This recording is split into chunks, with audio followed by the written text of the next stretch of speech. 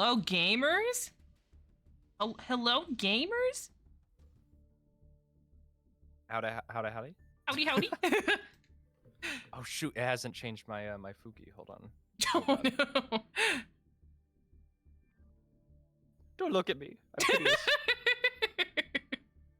No, Okay. no, no. You're so beautiful. Oh, cute. Oh, There we go. There we perfect. Perfect. Hi, everyone. Yeah. So, like I said, here I go again. Part 2 today of streaming. I'm here with Spoofy. She's gonna Hello, teach howdy. me Yu-Gi-Oh the proper way. Proper way is all relative to. Yeah, it's very relative. very, very, very relative to Yu-Gi-Oh! Master Duel, which it teaches it somewhat. it teaches you something, whatever it is. I never truly retained it, so Oh, they boy. did spew words at me. I gave it my darndest. You played cards though, you know. You played Yeah. cards. Cards were I put on the looked field. at the pretty PNGs. That's what we're all doing, you know. Yeah. With card games, everyone's like, "Oh no, I play it for the game mechanics. I play it for the skill testing and all that stuff." But at the end of the day, we're all just looking at the pretty pictures on there. Yeah. I love the silly little creatures and the pretty little anime characters. But yeah. Oh.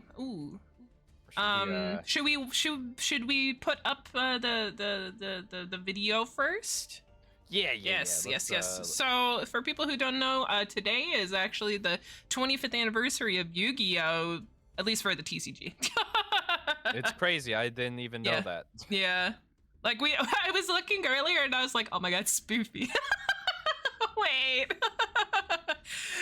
So yeah, let me put this up. Let me this for a second. There we go.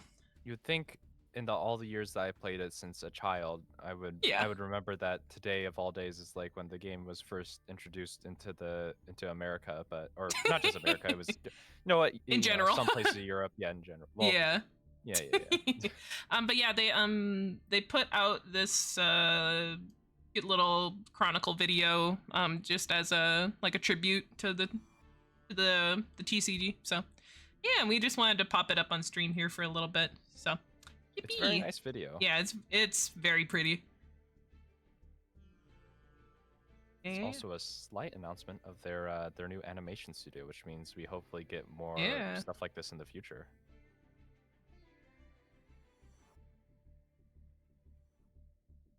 It is so loud. I'm gonna turn down the audio. It is so loud in my ear. Oh, I don't think it's playing on the stream. Oh, is it not? Oh, dang it. Hold on.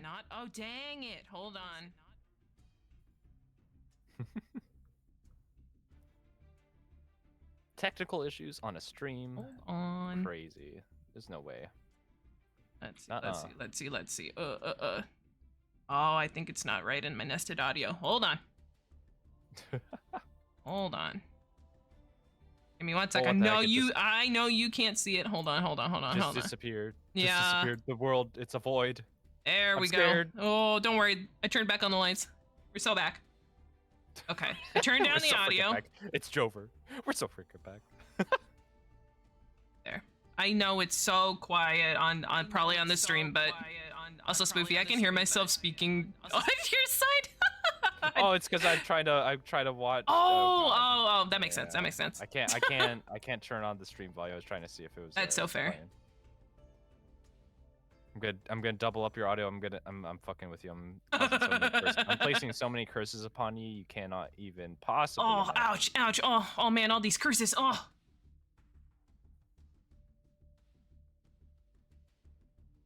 Jujutsu Kaisen, that's a lot of curses. Well, guess what? I got a lot more.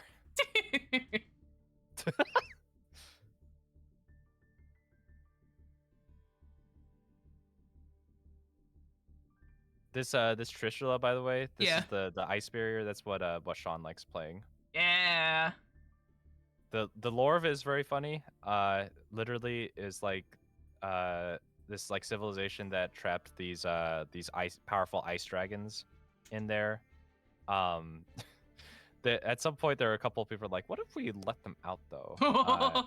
And like the first couple times is all right, but then they released the last guy and it froze their entire world. Oh no. Yeah. Fuck around and find out. They really did. Oh, I love Gundam. Oh. Oh yeah, it's Zeus and Typhon, stellar nemesis Typhon.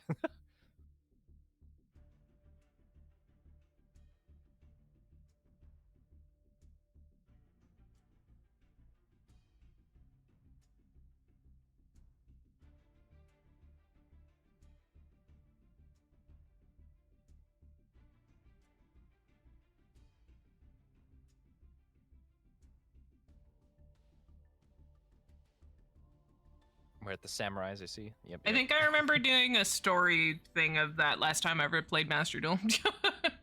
With the samurai guys. Yeah, I think so. Yeah. I think it's a mode in there. Yeah. The solo mode.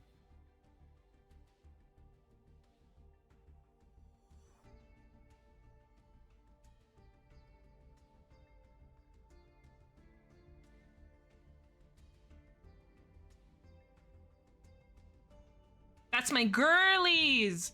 That's my girlies. That's that's the deck that I've tried to build in the past.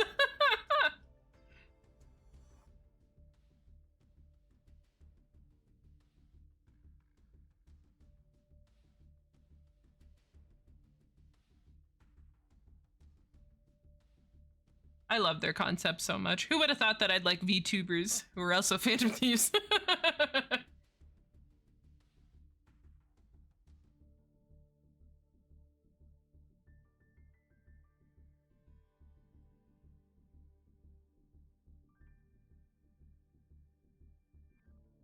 She's so cute.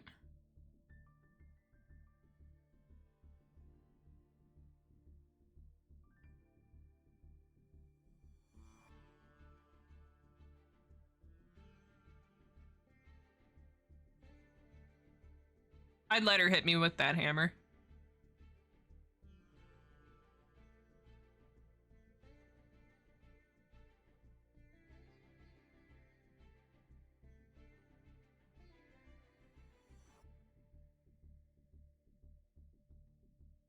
There he is. Isaac.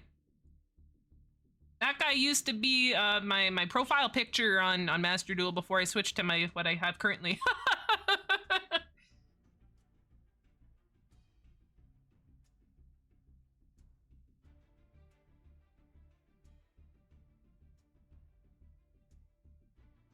These girlies look so cute.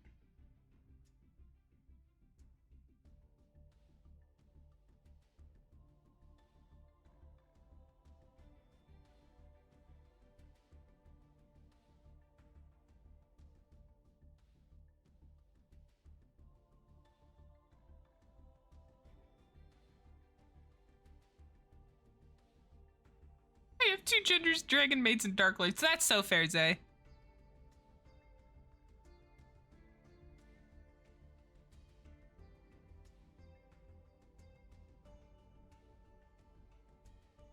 Yippee!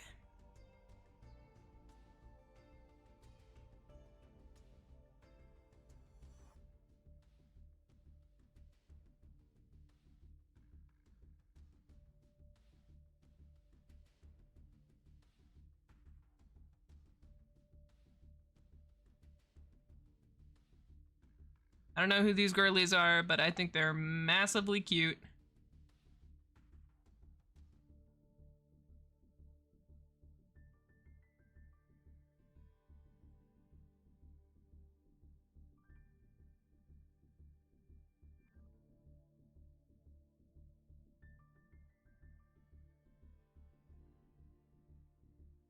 Yippee! Yeah. Okay. Back over to this. There we go. Alrighty.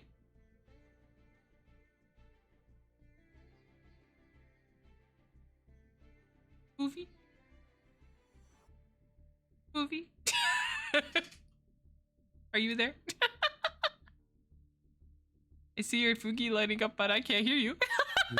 When my mic randomly will like disconnect. Got you. Live Spoofy Sensei. All right, we all ready and situated? Ready to begin our Yeah. lesson? I'm so ready. All right. Welcome to Yu-Gi-Oh 101 by me, Nick Spoofy.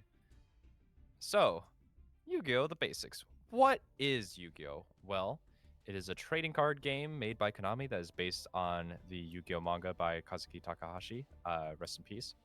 Rest in peace. 07. It has some I miss him. really... Oh, yeah. Hold on. I don't know why this is... Hold on. Oh, you gotta scale it. Yeah. Yeah. Keep talking. Yeah.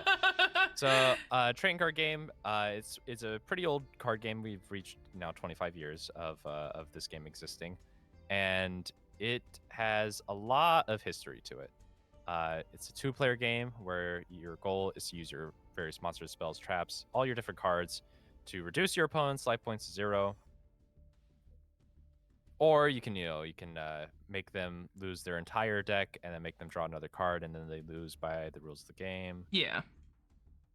There's a couple other alternate win conditions that you could do, and they're pretty cool, and just like it's pretty simple. So the basics on Yu-Gi-Oh is that Yu-Gi-Oh is not so basic. This game has existed for a very, very long time, and they made every card legal. So the complexity of this game has compounded an enormous amount over the years. So all of the things that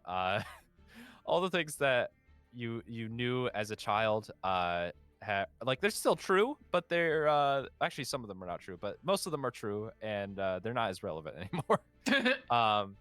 It used to be basically just like a simplified Magic the Gathering clone, and now it's become way more complicated than Magic.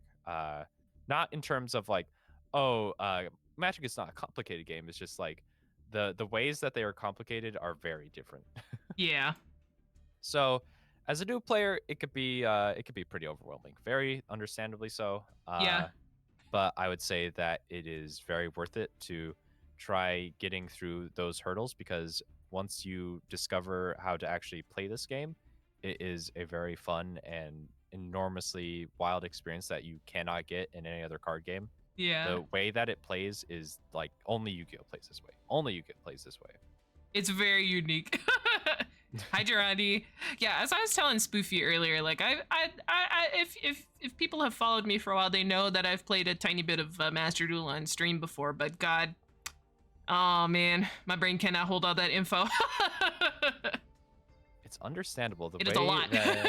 that Master Duel tries teaching things is incredibly just like it's basic, but it doesn't do the follow-up steps you need in order to like help people retain things or to like bring them up to speed on what the game is currently like.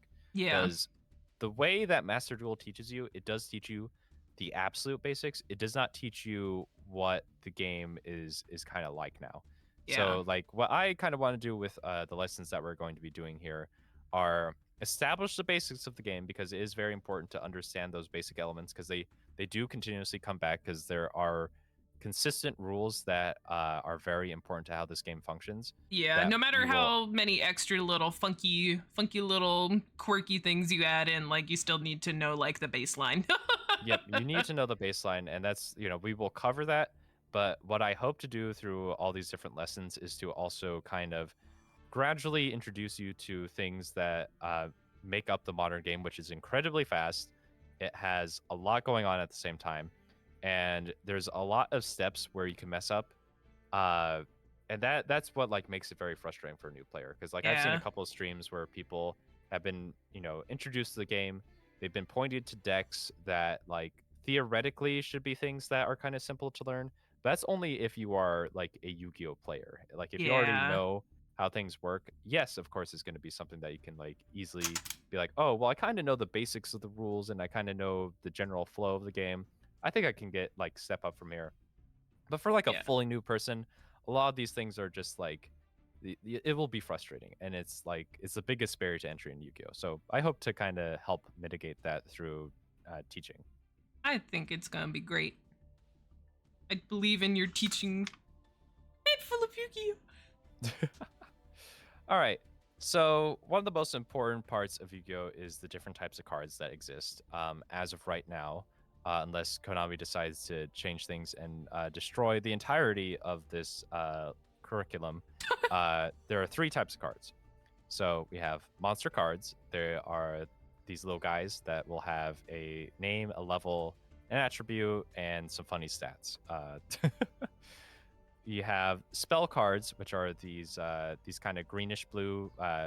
Some people might say teal, some people Yeah. might say other colors, but they are these cards that have very unique effects that can be activated almost immediately and will change how the board plays. Mm-hmm. And then we have trap cards, which are kind of unique to Yu-Gi-Oh. You set them face down. They're these like kind of reddish purple cards that have very enormously powerful effects, but they have very strict requirements on how you can use them. Yeah. I don't know why, but I remember picking up a pendulum deck and it felt kind of easy.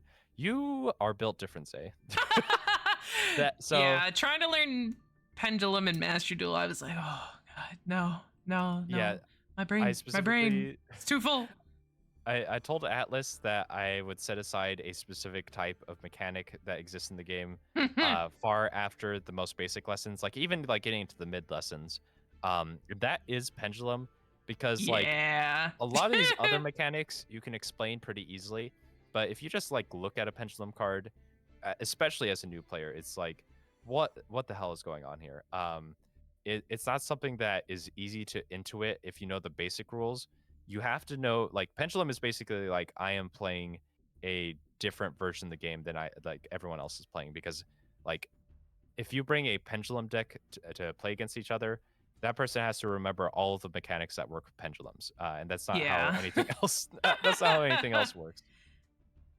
It's a brain cell that and enjoys math. Yeah, there's certainly math in Yu-Gi-Oh. Uh, I don't use it. All right. So to establish some of the basic parts of the game, we'll go ahead and go into monster cards. Yeah. So yeah, we got our very basic elements. They are I guess monsters that make up the game. You summon them and they can attack. They have their own effects. But the main thing is that they are kind of your main way of dealing damage to your opponents, because they will be able to attack in. Um, and they are kind of the main playmakers. There's a lot of like specific restrictions to them, but those are more nuanced things. Yeah. They come in a wide variety because, as you can see here, this kind of pale looking monster, this is what we call a normal monster. It is the most basic kind of card you can get. It has the basic elements of a monster card, and it doesn't have any kind of additional effects that you need to know about. So a lot They're of just early simple little Yu-Gi-Oh was fellas. just this. Yeah. Because like we had Blue Eyes White Dragon, like Dark Magician, all Yeah, those yeah, cards, yeah. like all you need to know is that they have big stats and they have high levels. Yeah.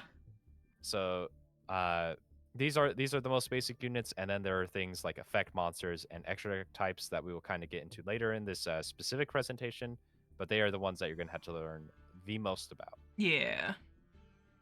Like I kind of say here, yeah, it's kind of like there's they are basic to understand, but then each of them kind of has their own nuance that makes things a little bit tricky to understand. Yeah. So let's break up the components of a monster card. So first we have the name, very very standard. This is what the monster is called.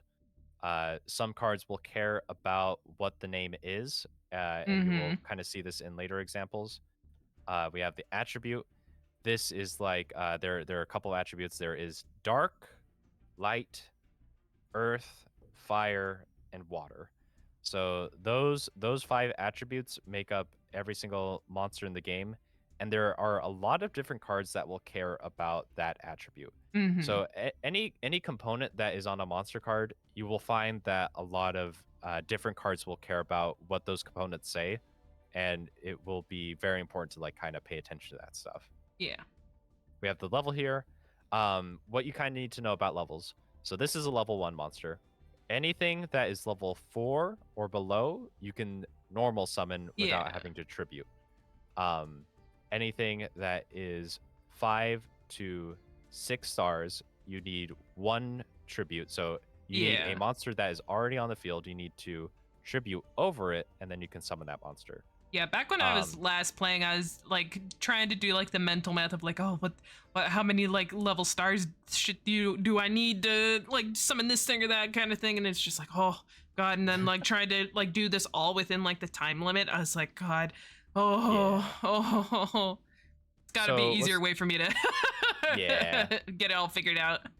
What's cool about levels is like, so there's a new version of the game called Rush Duel. It makes it a little bit easier for people to understand because it just has like a star and then it has the number that it is instead of having to like count it up by looking at it visually. Oh, that's good. I still do like the charm of like the old fashioned way of doing things, but like I think like that is, if they ever like did change up the format of the regular card game, that's something that they could do that would make things a little bit easier for people. But in terms of caring about levels, there are specific cards and card types that will care about it. But the only thing that you need to know is like 4 or lower can normal summon it without tribute. 5 to 6, or 5 to 6, you have to summon over a monster. You don't have to care about the level that you're summoning over.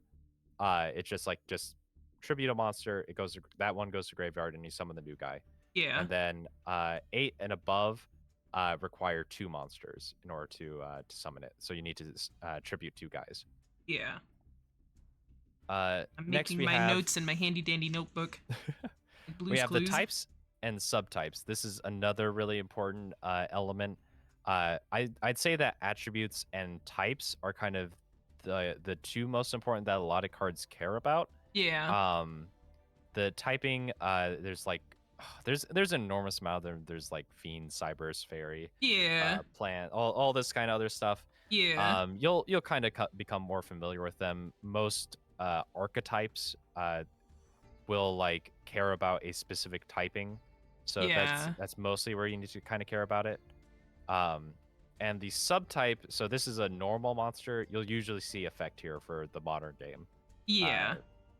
And like that comes up once in a while. There's certain specific archetypes that care about it, but it's not something that comes up as much. This is the text effect box. This is where like either, in this case, it's just descriptive text on like lore. Yeah. Or you get more modern cards that have a novel. Yes, you will have a novel. I mean that is where Yu-Gi-Oh's at. Luckily, reading the card explains the card. You just have to kind of know the basics on the game to like understand it. But like, there's a lot of stuff where once you've kind of played the game for a bit, you'll kind of shortcut it in your mind. You're like, okay, I do understand how like this specific sentence, I will see it on like several different cards. Yeah. I will then understand, okay, I just need to kind of like filter through that. Like, okay, I get the gist of what this is trying to go for. Yeah, that's kind of like how I tried my very best to learn the decks that I had like gotten my hands on and like kind of put together or whatever. Like for example, I had like the Dark Magician Girl deck or whatever that you could like buy. Like I studied that thing best I could so I could just try and like only have to like skim once I like saw cards pop up, Yeah. Oh boy, howdy, is there a lot to read. And that's like part of why like there needs to be like better ways of going about the ladder, because like people, especially new players, they need more time, and the timer that is currently gotten is only effective really for people that are more experienced. It's not great for like new people because they don't get enough time to actually digest anything. Yeah. And you can only do so much like outside of the duel of just like reading things, but like it's another thing to actually be in your element, like having to do shit on the fly. Yeah. One of the funniest things is that like something I was considering while kind of going through trying to figure out this lesson plan. Um, the craziest thing about Master Duel, so it automates a lot of stuff, which makes Yeah. it easier on new players. It's a double-edged sword though, because a lot of the way that the game works kind of makes you need to care about why things go the way they do. Yeah. So, like, a lot of people say that like the easiest way to teach Yu-Gi-Oh is to like sit someone down and explain things as they're playing. Yeah. And the easiest way to do that is to do it in paper, because you can like actually like you can take as much time as you want, and you can kind of like actually help them through things physically to be like, okay, like I'm Yeah. going to point at this and I'm going to tell you like why it works this way. Yeah. But that is not the hand that most new players are dealt, so I want to give people the easiest way to kind of learn things as they go through just like playing the actual Master Duel. Yeah. And then we have attack and defense points here. So Yeah. a lot of cards will kind of have attack and defense points that match up with the level that they are at. So like higher level monsters will have higher attack and defense Yeah. points, and lower level monsters will have lower attack and defense points. They do still matter, but in terms of trying to evaluate a card, nowadays the best way to go about it is to read the text and effects box Yeah. to try figuring out what it does. It's no longer Blue Eyes has 3,000 attack points. That means it's big and it will kill things. Now it's like I have like a monster that has like 0 attack points, but Yeah. it also has the ability to like pop 3 monsters or something like that, and Yeah. also destroy my opponent's ass. Like It pulls out a gun. It pulls out a gun, and like it's cool and epic and sexy. No, but but that's kind of how like Yu-Gi-Oh is now, where they still do matter, but they matter a lot less. Yeah. So to kind of advance things now, effect monsters. So effect monsters are now the most like common type of card that you will get in the game, Yeah. and they are kind of what you have to care about a lot. So we'll kind of break things down a little bit. So instead of flavor text, they will have like full effects that are in there, and they are special abilities that usually have some kind of condition. Some Yeah. of them don't, and those are usually pretty strong cards. If they don't have a condition, they have to clear before they get to use that effect. But usually you can see like, oh, I need to do X before I can do Y before I can do Y. That's Yeah. how most of them are written. They can range from kind of tiny boosts in like attack power and stuff to like just things that will fully end the game if they are allowed to resolve. Yeah. So let's go ahead and break down this guy. So this is Moki Moki Adrift. He Yeah. is part of that same archetype of cards with the Moki Moki effect monster. And he is kind of emblematic of how a lot of archetypes work. So archetypes are now the most like, they're how a lot of Yu-Gi-Oh is made now. Mm-hmm.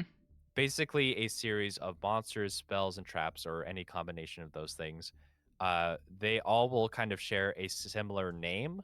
Yeah. And they will work very well together. I've definitely noticed that. Yes. So like for the one that we're gonna try teaching you, Evil Twin, there's a bunch of evil and live twin cards. They all work in tangent with each other. So you'll notice kind of the building blocks of how archetypes work by reading a card like this. Yeah. So Moki Moki Drift, he becomes Moki Moki and is treated as a normal monster while face up on the field or in the graveyard. Mm-hmm. So if you saw the original Moki Moki, he was also a normal monster. Yeah.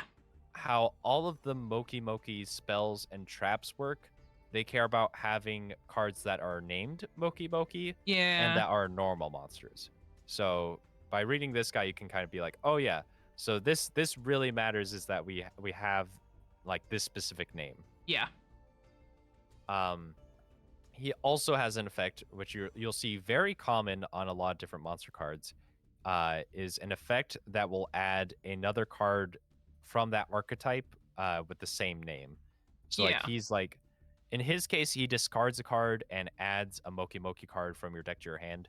So that would be like the actual Moki Moki monster, or it would be any spell or trap card that has Moki Moki in its name. Mm-hmm. Yeah. So a lot of cards will kind of have that as like, it's not just discarding. A lot of cards will be like, oh, if I summon this guy, then I can add like another card that is within this archetype. Yeah. By the way, so please let me know if I'm ever going too fast or No, if you have you're any so questions. good. I'll let you know if that changes. You're doing so good though.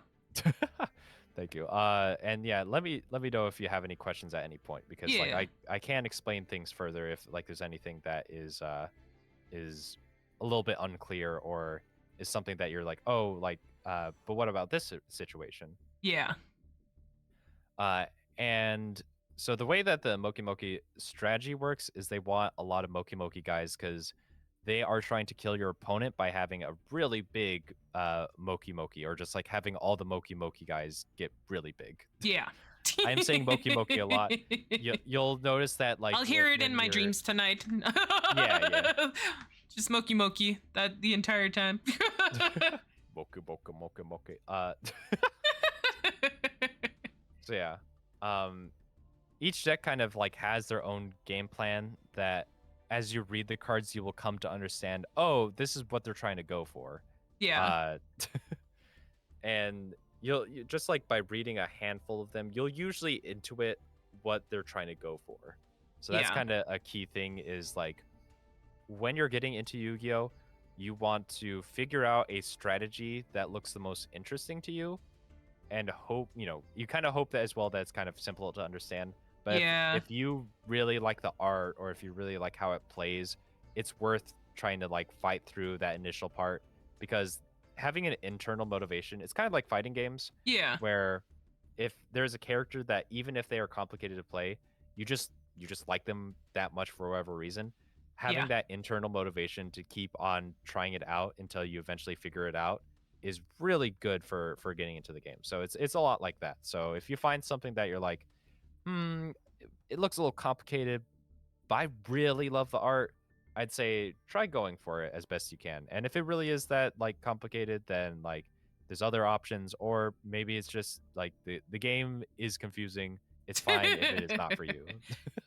That is exactly why I went for like uh the magician deck, because I've always loved both Dark Magician Girl and Dark Magician like my entire life since I was a wee little space prince.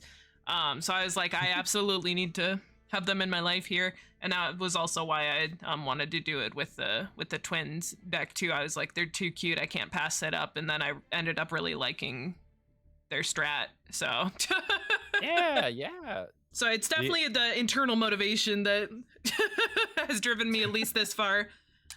Heck yeah. And like we could like get into the Dark Magician deck and stuff. Like Yeah, yeah, it's pretty like it's a lot more simple to understand than some of the other strategies that exist.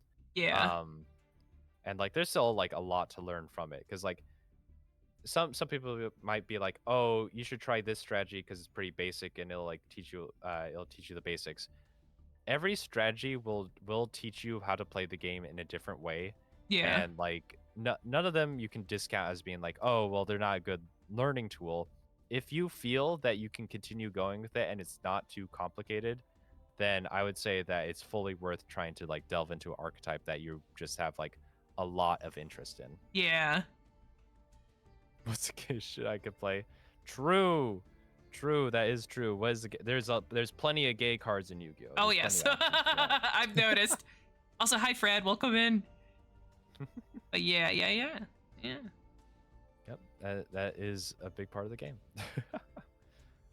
So I went into like things that we kind of already talked about. Yeah, Here, yeah, but, so there's a lot of different little intricacies to how a lot of different monster cards work, and we we really won't be covering that in the first of these slideshows, because it's a lot. But I will be going over the different extra deck types, because this is like a very key factor on how the modern game works, because you will be Yeah. seeing a lot of these on your end boards for the game. Yeah. Because the kind of pacing of the game, how it works now, is like you will go through a combo.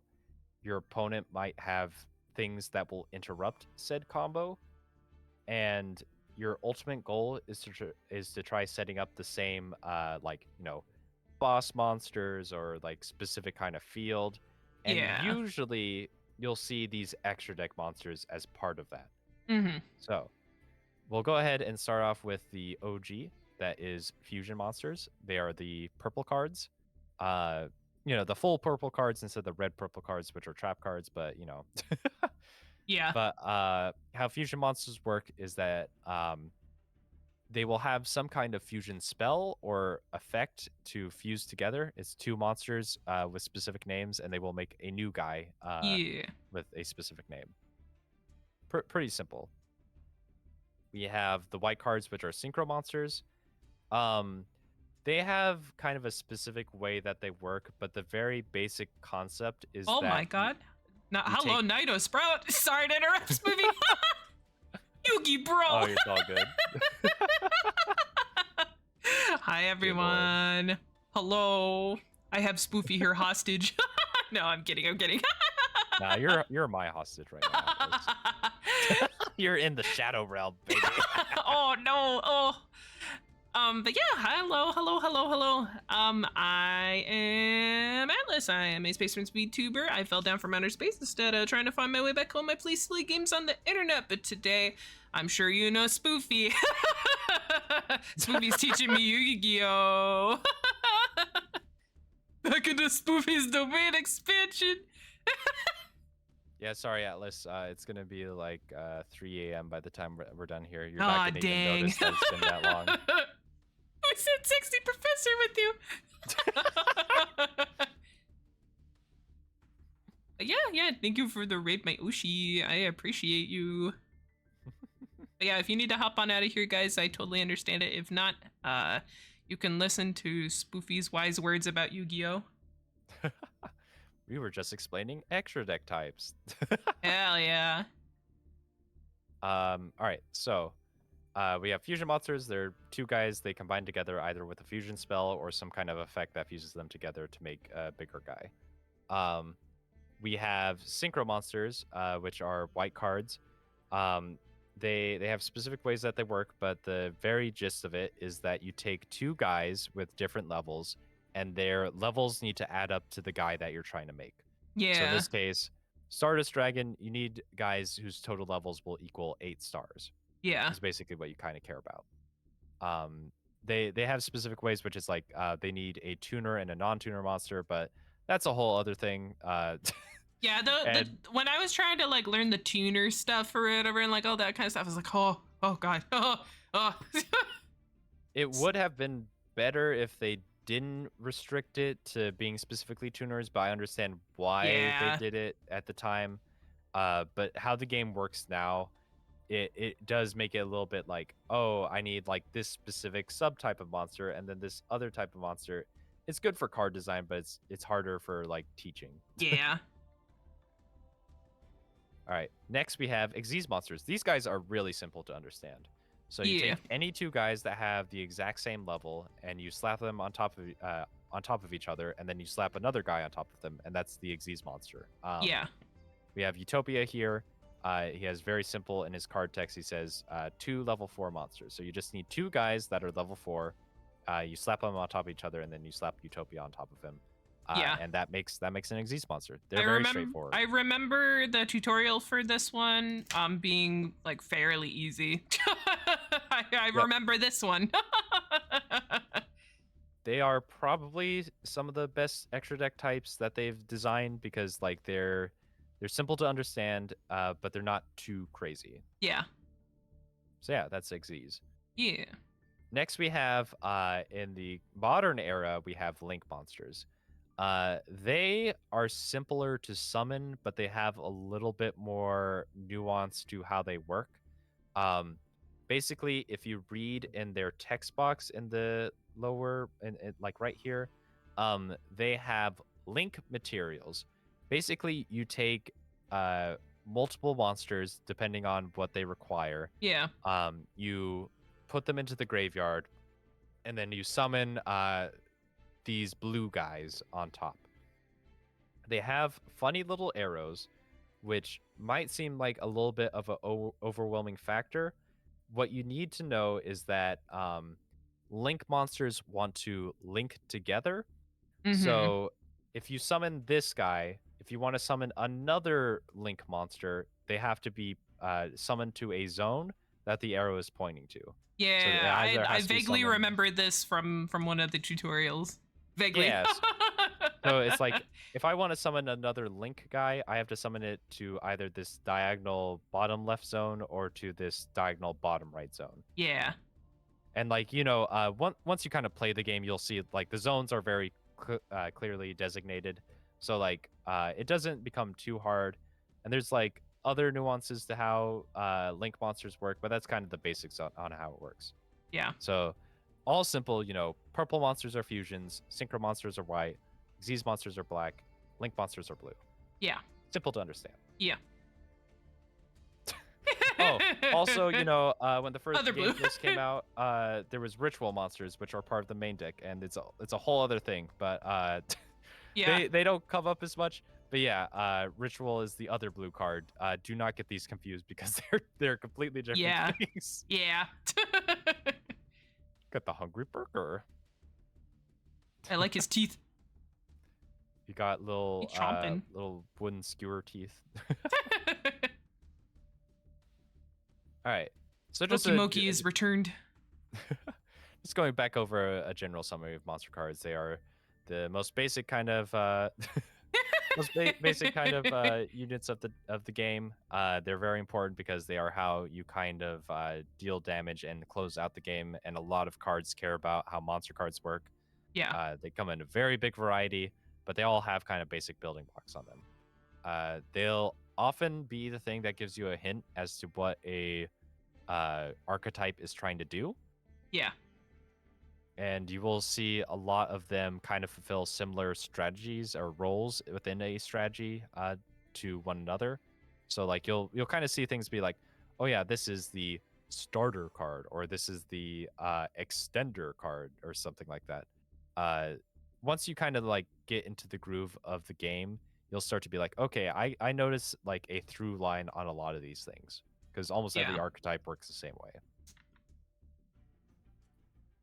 Yeah, they are one of the more complicated to like easiest to kind of like break down the essence of them, but they're the hardest to like just understand at a glance. Yeah. Because they have a lot of nuance to them. Plus it's like what you essentially base all your like spell cards and trap cards like off of too. Yes. So there are niche archetypes that do not care about monsters as much, but they are very, very niche.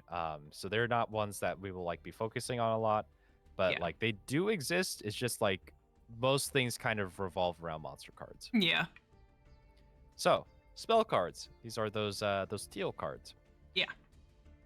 They all kind of have specific limitations on how they will work, but the very basics of how a spell card works is, barring it having any kind of funny symbol right here, you will play the card upon meeting some kind of condition, and then it will go to the graveyard. It will like do its effect, and then it will go to the graveyard. Yeah. That's how most spell cards kind of work. They are pretty powerful, and they're played a lot because they usually are the least limited out of monster cards, because monster cards are limited by game mechanics to how many you can summon within a turn. Based on like certain things, whereas spell cards, barring restrictions on the spell card itself, you can usually play as many as you want. Yeah. And you don't have to like wait to play them. Yeah. So that makes them pretty important game pieces. They will do things that kind of manipulate either monsters or other parts of the game, even sometimes changing the rules of the game itself. So that's kind of how you can expect the power level of them. Yeah. So let's kind of break it down. Similar to monsters, every single one has a name. Usually, what you can expect in the modern game is that they will have some kind of archetypal name within them. They will Makes have it easy. the type which will be indicated by this funny symbol right here. Yeah. And then they will have the text box, which explains what they do. So to kind of break things down, right here we have Moki Smackdown. He's angry now. He's so angry. He's, He needs a he's no Snickers. longer EP. Someone tried waking him up, and now he's angry.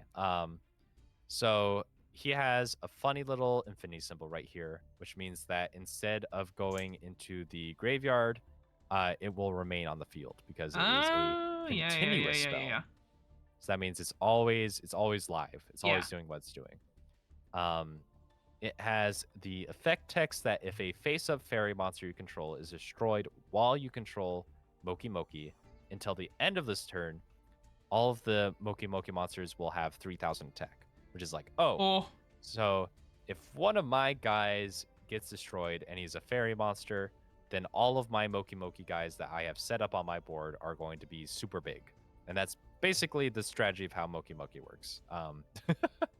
Powerful. Just like try to make them all super big through these other spell cards and like smack into your opponent and kill him.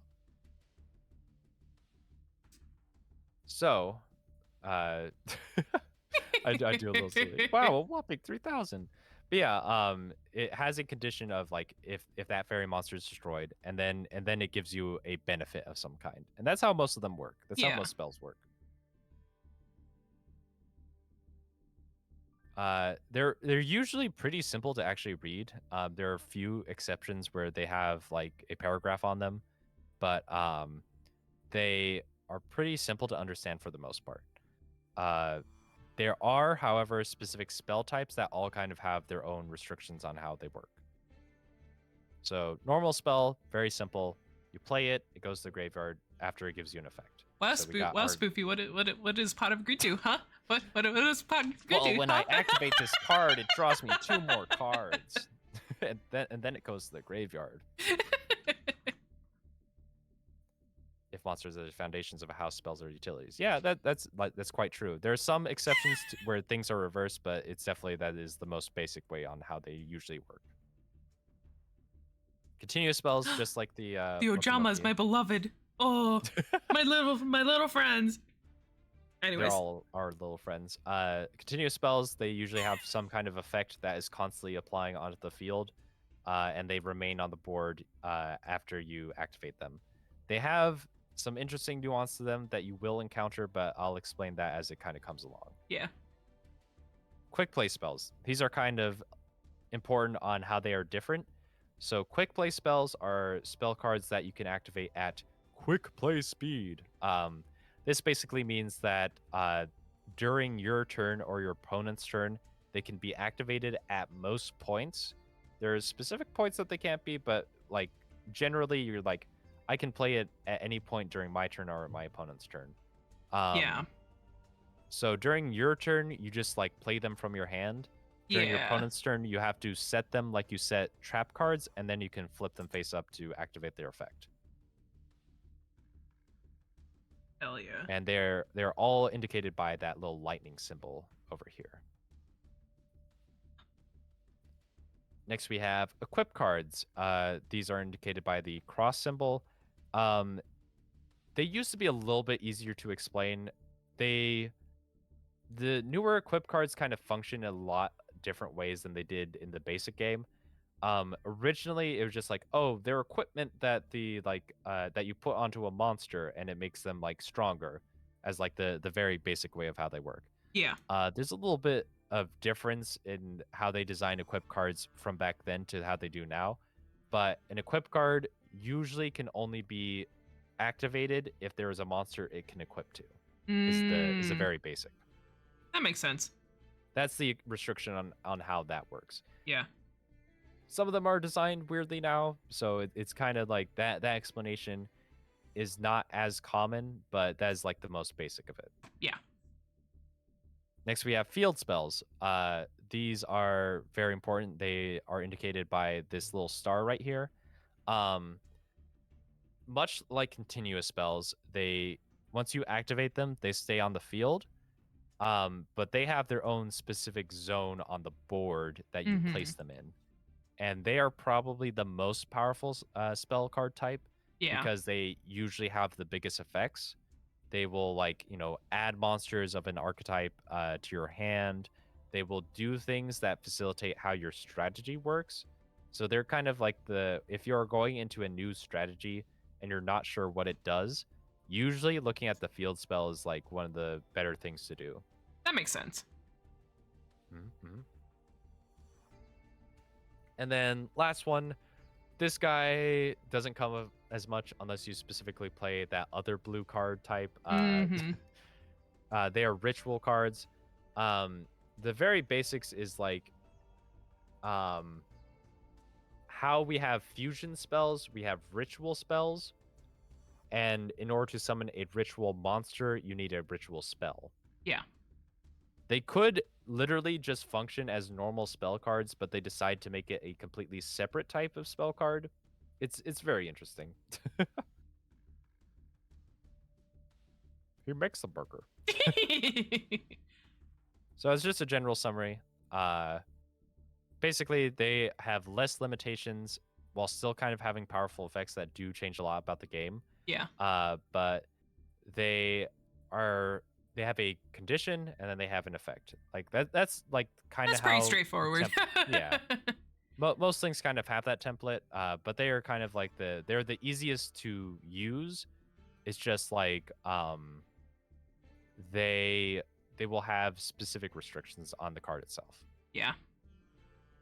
So yeah, that's kind of what spell cards are about. If you have any questions about that, let me know. Yeah. Trap cards. So this is kind of a very unique thing to Yu-Gi-Oh, especially at the time. Yeah. Trap cards are the red purple cards. You have to, before you can activate a trap card, you have to set it face down and you have to pass your turn, and then you can flip it up on your opponent's turn. Yeah. Because they have that specific speed, they have enormously powerful effects. Yeah. Like this guy right here, its effect returns all of those high level monsters your opponent controls back to the hand. That's crazy. It basically That's removes a bunch of stuff. That's very OP. So that's why trap cards are like very important to pay attention to. They are unfortunately, because of the way the speed of the game has changed, not as relevant as much anymore. Makes sense. There are specific trap cards that will still come up, and there are even archetypes that are built around trap cards. But general trap cards are like not seeing its play as much. Yeah. One major nuance, and like I have all these slides, but like I'm just gonna delve into it right now. The thing with trap cards is that depending on how they work, they can be activated at any point, literally any point in the game. That means that if you like a lot of like newer trap cards, to make them more playable, they have them have effects in the graveyard. So yeah, I've noticed a little bit of that. if you get a trap card like that into the graveyard, you get to activate it at any point. Yeah. Which makes them pretty powerful because they have powerful effects, and then they also will be able to be activated at like very fast speeds. So same deal as usual. They'll have a name. They'll have the type, which will be indicated with a symbol, much like spell cards. Yeah. And then they'll have the text box that kind of explains things. So just like spells, they'll usually have a condition that needs to be cleared before they get that second effect. So in this case, within the Moki Moki archetype, a lot of them are level 2 or lower monsters. So this one requires you to tribute one of your face-up attack position ones, and then it returns all those high-level monsters to your opponent's hand, which is pretty impressive. Gotta say. This specific card does not see a lot of play because there are more powerful trap effects than this, if you can believe that. That do see a lot of play nowadays. So yeah, conditions, and they can be activated at any point. The whole thing with the graveyard. Yep. So there are different types of trap cards, and they do have kind of their own limitations. And some of the limitations that they have are actually very powerful. So we have normal trap cards. They need to make a condition, and then they get to activate. And usually they have to be set face down first. Yeah. we have continuous trap cards, much like continuous spells. They have the infinity symbol, and once you flip them face up, they will remain on the field and usually have some kind of continuous effect that applies. So we got Call of the Haunted here, which Yeah. will continuously have your monster on the field that you summon from the graveyard. And lastly is Counter Trap. This is kind of an important one. They have these arrows that are on this top field right here. Mm-hmm. Counter traps are at so to kind of break things down. You have speeds of cards. You have spell speed 1, which is like most cards can only be played on your turn. Mm-hmm. Spell speed 2 means it can be activated at any point during your turn. Yeah. I think spell speed 3 is supposed to be can be activated anytime during either player's turn. You have spell speed 4. Counter traps are cards that can only interact with themselves. So in this case, I summon a card, and then my opponent flips Solemn Judgment. I can't activate anything that is not a counter trap in response to that. So counter traps are cards that are very powerful because they say, oh, if you don't also have a counter trap, you do not get to interact with me. That makes sense. Mm-hmm. So very, very strong cards. They try not to print as many of these, especially ones that can be activated at any point. Yeah. So they try to be very careful because this is basically saying like, you usually don't get to interact with these. I feel like I've like never come across those in any of like the fights that I've done. Yeah, they've been phased out a lot more, and in Master Duel specifically, a lot of the decks that are played are incentivized not to play cards that are that slow. Yeah. But if they ever do start seeing more play, it will be frustrating to people because they will be like, wait a second, I thought I could like respond to that. And it's like, nope. This card specifically means that you cannot respond to it unless you have another counter trap. Yeah. So yeah, basic summary is just like they're like spells, but they're a little bit slower. Yeah. But they have a lot of benefit to them, which is why you run them. All right. So those are all the very basics of the card types of the game. It's a very complicated game, and it can be a lot more digestible and easy to kind of understand if you kind of break things up. Yeah. We talked about the very basic building blocks, and we'll like go more in future lessons, especially with these slideshows, to kind Yeah. of explain the nuances, and then also just like a lot more about the flow of the game, because I think that's a very important thing to kind of talk about. Mm-hmm. But by playing the game, you will learn a lot more about the game. Yeah. So, do you know what time it is? It's time to duel. Yep. So we'll be stepping into Master Duel in the next portion of things. But do you have any questions? I think I'm good to go so far. Yeah. Yeah. Does anyone in the chat have any questions as well? Right as you say that, it goes into ad break. Excellent. Okay, let me. All right, I'll stop streaming temporarily. Yeah. Back around quick. There we go. Would you be able to stream your perspective? Oh, absolutely. Yeah. Yeah, so I can like take a look at it instead of trying to check through the live stream. Yeah. There we go.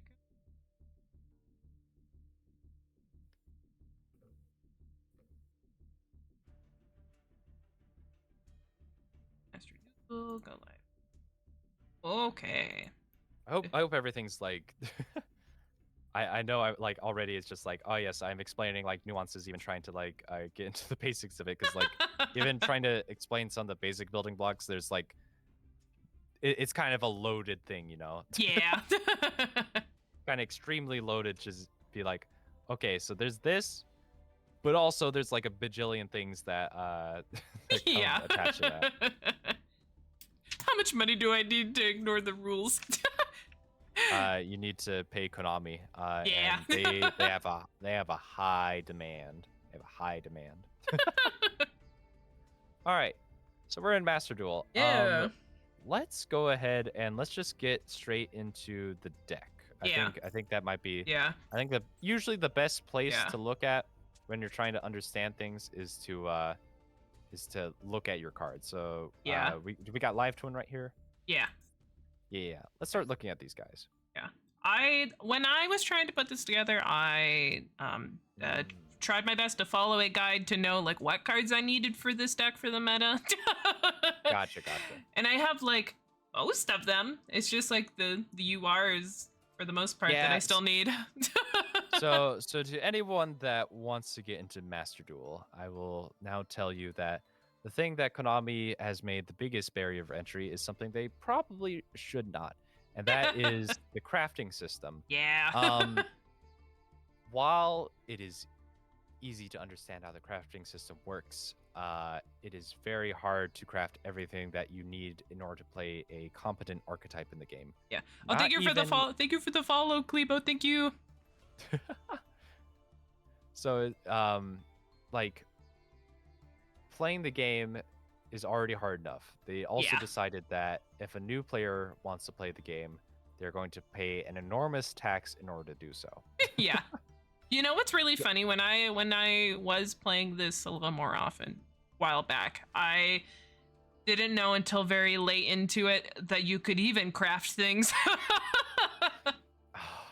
God. It took me so long to finally notice that, and I was like, oh, wow. Who would have thought? They need to explain things so much better. Yeah. All right. So, I'm going to go ahead and help you out. You'll see that there are cards here, all the cards that are kind of like grayed out. Yeah. A lot of these are what you would refer to as hand traps. Okay. So you kind of explained to me earlier before stream started, like, oh, a lot of my experience in the game is like, I would try learning a lot of stuff, and then I would step onto ladder. Someone more experienced than me would play the game, and I would not get to play the game. Yeah. I don't think hand traps should be all URs like they are, but it is how it is. Yeah. But hand traps are the way that when your opponent is going off, you get to play them and tell your opponent, no, you don't get to do that. You don't get to play 1,000 times in one round and then kill me instantly. Yeah. So we got like, go ahead and go to, on your second row, the grayed out cards that are that one. Yeah. So this is Ash Blossom and Joy Spring. If you go ahead and click on the card itself, so if you go up and click on her, you get to read the effect a little bit more. Yeah. So how a lot of decks work is that they need to add cards to their hand, or they need to special summon cards from the deck, or they need to send a card from their deck to the graveyard. Yeah. Now, if you look at Ash Blossom, what does it tell you? Card or effect is activated that includes any of the effects, quick effects. You can discard this card, negate that effect, add a card from the deck to the hand, special summon from the deck, send a card from the deck to the graveyard. You can only use this effect of Ash Blossom and Joy Spring once per turn. So all decks kind of need to do these things. Yeah. Ash Blossom basically says, no, you don't get to do that. Now, newer decks do find ways of playing around Ash Blossom because it's a card that has existed since, I want to say, like the 2010s, 2011s or whatever. Yeah. So a lot of newer decks are able to play through it. So it is your job as a player to find the choke point during their combos to say, no, you don't get to do it. And if you do it at the right time, usually they are like, well, I can't do anything else. I'm going to pass the turn. Yeah. So that's what makes Ash Blossom a pretty essential card. We're also going to go and close out of that. Yeah. And I'm just writing a quick note. Okay, in my handy dandy notebook. Okay. Yeah, Curious One is kind of right about this. They're called hand traps because trap cards used to be the thing that told your opponent, no, you can't do that thing. Now, because setting a trap card is too slow, these cards activate from the hand. So they are basically trap cards that activate in the hand, is kind of the premise. Speaking of hand traps, in that first row, you will have the very first card that is crafted. Yeah. This one. Not this guy. This guy. Yes. Good old Maxi. Maxi. If you ask anyone that plays Master Duel or anyone that plays the trading card game physically, they will tell you all about Maxi. Everyone has an opinion on Maxi. Yeah. Usually, people have an unfavorable opinion about this guy, but regardless, you will have some kind of opinion on this guy. Yeah. A lot of how the modern game works is that you special summon a lot of monsters. Could you go ahead and read Maxi for me? Yeah. Quick effect. You can send this card from your hand to the graveyard this turn. Each time your opponent special summons a monster or monsters, immediately draw one card. You can only use the effect of Maxi once per turn. So, you special summon a lot in the game. Maxi basically says that your opponent has to set up a board that is comparable to the amount of cards that you are going to draw off of Maxi. Yeah. So, most decks are not able to do that, surprisingly. Most decks are not able to put up a board of 3 cards and then trade for 12 cards. Usually that's not how it works. So Maxi is what we describe as a format centralizing card, which means that a lot of cards are played because they counter this card. So you saw Ash Blossom and Joy Spring. It said your opponent can't add like stuff from the deck to the hand. Maxi is like one of those cards that it does counter. If you go ahead and close out, and you look on your bottom row here, the cards that actually one more row above, the card that is at 2 and the card that is at 1 are also cards that are specifically played in what we call the Maxi minigame. Basically, if you play on the ladder in Master Duel, you will play the Maxi minigame, which means you will need to open one of these cards if your opponent opens Maxi. And as a if you counter. if you open them to counter Maxi, then you get to play the game. If you don't, then you don't get to play the game. Yeah. There's more nuance to it. Technically, there are decks that can play through Maxi, but it is such a overwhelming card that like you kind of need all of these in order to feasibly tackle it. Yeah. There are a couple more hand traps here, but these, while relevant, I think aren't as important for people to make. Yeah. The cards Ash Blossom, Maxi, and then this Cross Out Designator and Called by the Grave.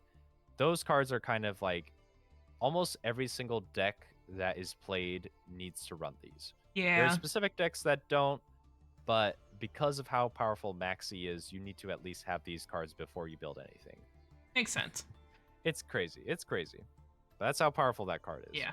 I know that this is a very interesting card to some people. I've seen people talk about this many times. I like this guy. Yeah. So Yu-Gi-Oh has gotten crazy. You summon a bunch of monsters within a turn. Yeah. This guy says if you ever reach the number 5 as you summon monsters, he will come down and destroy all of them as a giant asteroid that just comes onto the field and blows up everything. He is a well-designed card because he basically is like a card you can feasibly play around if you know he exists. Yeah. And like prevent him from coming down. Yeah. But some decks need to play into him, and it will happen, and he will come down and he will ruin their day. Yeah, and you don't destroy your tribute. That's like another nuance of him, but that's like a very he's got a lot of stars. He's got a lot of stars, but like how like the way that he functions has like nuances to why it's so good. Yeah, but that's kind of something that's like more advanced to kind of explain. Yeah, there's like reasons why that matters, but I think if I'm trying to explain things at like a pretty base level, that those are like nuances that you don't need to care about at this point. Yeah. Let's go ahead and I will give you advice that will be helpful to everyone if they are new to the game. Yeah. Go ahead and back out fully back into the menu. Yeah. So if you go ahead and go into the shop, so we saw that there were cards that are very important to have. Yeah. But most people don't know how to get them. go ahead and go into the special area of the tab. Yeah, that tab. Yeah. Hey, there's the Chompy Burger guy. The Chompy Burger. So if you go down to the bundle deal, yeah, this section, you'll see a lot of those cards that are very important to how the game functions. Look at that. Like Ash Blossom, Solemn Judgment, Infinite Permanence, all these other guys. Yeah. You will get a guaranteed 1 copy of them. Yeah. This seems silly to me that they do not give you all the copies that you need, or at least make those cards cheaper to craft, but they at least are generous enough to give you 1 copy. Yeah. This is what most new players are probably going to want to do, is open some of these, because they are also cheaper than opening up a normal pack. Because a normal pack is 1,000 gems. This is only 750. Yeah. So let's go ahead and pop open that bad boy Ash Blossom. Oh yeah. We'll get our first copy of it. All right, guys, we're gonna do some gotcha. First one. Gotta get the gotcha. Gotta get the gotcha.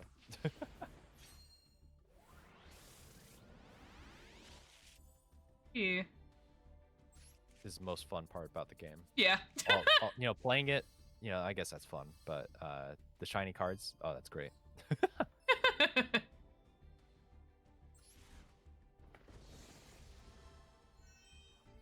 Ooh, got a rarity upgrade. Ooh. Yippee! Streamer luck. Streamer luck, let's go. It's bound to happen. There is a very funny thing that people notice. Doggy. Ooh. It's probably not actually true, but it seems that the pack luck for newer players is much better. Yeah. There's no definitive, like, we've gone into the code and we've seen that this is like a true thing. But it's something that people just feel is true. Oh yeah. I love Yu-Gi-Oh card art. Yeah. Yu-Gi-Oh card art. It was always my favorite to like just do gotcha pulls on stream for this. Yeah, it's just like looking at all the like guys that are in this game. This game has existed for so long, and they just like at some point they're like, there is no theme to Yu-Gi-Oh. The theme to Yu-Gi-Oh is that it's Yu-Gi-Oh. Yeah.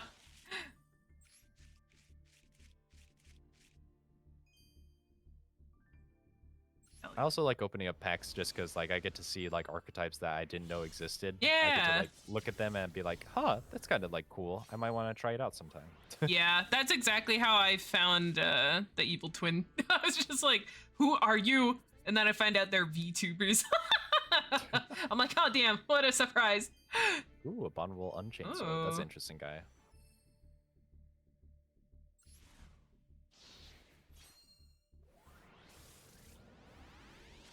Anime as fuck. So true. Very, very true. Beautiful. Ooh, Allure of Darkness. It's an interesting card. Some decks play that. It sees a lot less play than it used to. It used to be a very powerful card. Yeah. Because it's basically like Pot of Greed for dark type decks.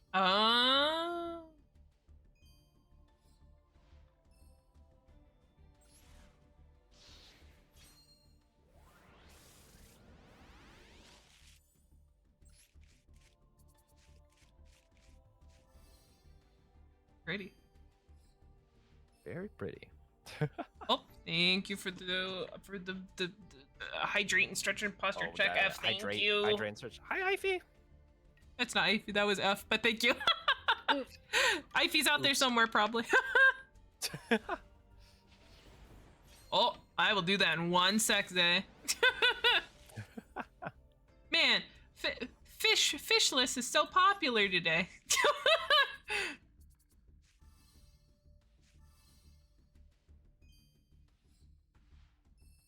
Yippee!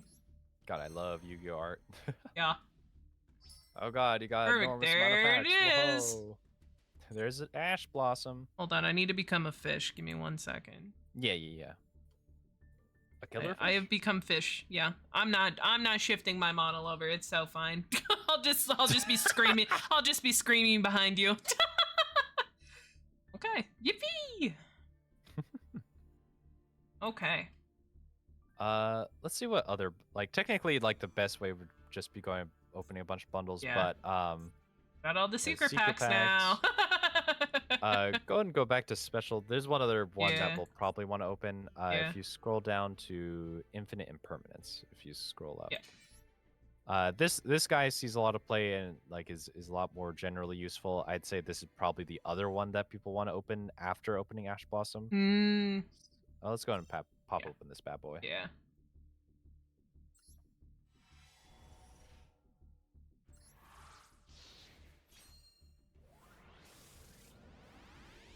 Yeah, this is an actual hand trap. This is a trap that you can play from the hand. Oh, fancy.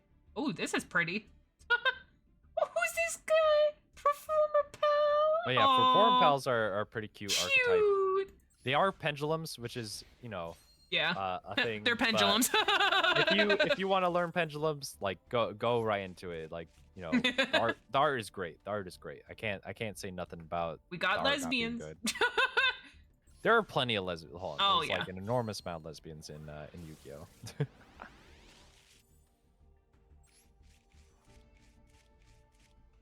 Oh, he looks so sad. Oh, Naturia. Naturia is also like really cool. Ooh. I like anytime you're like, oh man, this art looks cool. I could tell you probably a lot about the archetype that's involved in. Ooh, you are. What one streamer and like YouTube YouTube creator, MBT, anytime a pack does that, he says it's coming out, and I think that's funny. Like, oh, it came out. Got the gay pack.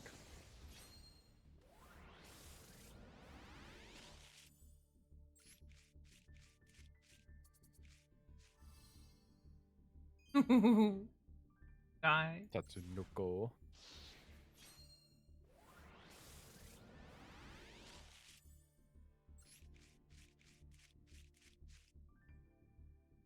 Yeah. Yeah. Yeah. Yeah. Yeah.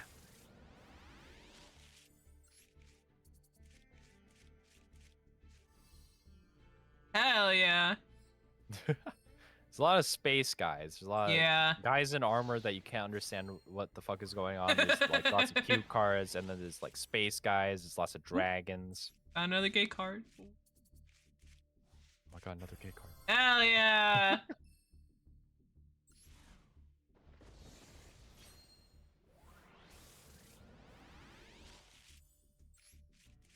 Man, me liking space, who would have thought? Who would have thought it? I love CZGs being the first gacha games. So true. So true. Very true. Oh, Reborn Tengu. Contain. So a funny thing is that Reborn Tengu guy, he's part of this format that I considered trying to teach you first, because it is like a older format that's somewhat comparable to the new game, but I don't know. Like I said, I want like something that's like simple for people to be like, okay, I want to get into the modern game, and there's not a lot of resources on that. Yeah. All right. Yippee. Let's back out. Yeah. Right. So we're going to go ahead and go back into, let's say, the deck. Yeah. Another hint that we're going to give that makes it easy for people to kind of get into the game. So go ahead and click into Live Twin. Yeah. Edit deck. So, what's the easiest way of going about this? So, the version that I want to teach you how to play, which is the most competitive version of the deck, is probably going to be Live Twin Sprite. And like, there's even like a second version that's called like Live Twin Runic Sprite, but that's like a whole other level of complexity. But we will be trying to teach you specifically Live Twin Sprite, because it is a very powerful version of the deck that teaches a lot on how the modern game works without being too complicated. So let me see if I can pull up a deck list for you. Yeah. For right now, what I can tell you is that you can remove most of the uncrafted cards that are not Ash Blossom or Infinite Impermanence. Okay. So most of those guys doing that. you can get out of there. Use. So those are good to keep. The forbidden droplet is one that we'll probably remove. So it's the one towards the right. Yeah. Yeah, yeah. I leave these two. Let me see if I can. Yeah, those are also very important for how they aren't essential crafts, but they are ones that you want to try getting early if you can afford it. Yeah. Let me go ahead and pull out that. Yeah. Live twin sprite. Live twin evil twin, twin sprite. So, oh, Starby, thank you for the follow. Go ahead and click on your monsters in the top row that are not maxi. Go ahead and click on like Kisakil and Leela. Yeah. So if you go ahead and open them up, there is something that. Uh-oh, your mic cut out. There we go. All right. Also, thank you for the hydrate, Starby. There's something that is very important for the version of the deck that I'm going to be kind of teaching you on. Yeah. You know how I said that there are attributes of cards that are kind of going to matter, that like specific cards will care about? Yeah. So the thing that why this is called Live Twin Sprite, there's a second archetype that we're basically introducing into this one, that cares about the level 2. So almost all of the cards that are in Evil Twin / Live Twin are either level or link 2s. Okay. So by being 2s, they facilitate this version of the strategy, which makes their power level a lot better. Yeah. So let me see if I can get a screenshot. Yeah. Okay. So I have this pulled up. Go ahead and type into your search bar SPRI, and then let's go and search. Let's see. It seems like you might have. Let's see how it sorts it. So if you go into that little sorting thing, the one next to that. Oh. Yeah. It shows obtained order. I usually put the rarity order in descending. Yeah. So that's ascending. Oh, that's ascending. Yeah. I put it in descending. Yeah. All right. So we are going to need. Let's see. Let's actually fully type out SPRGHGHT.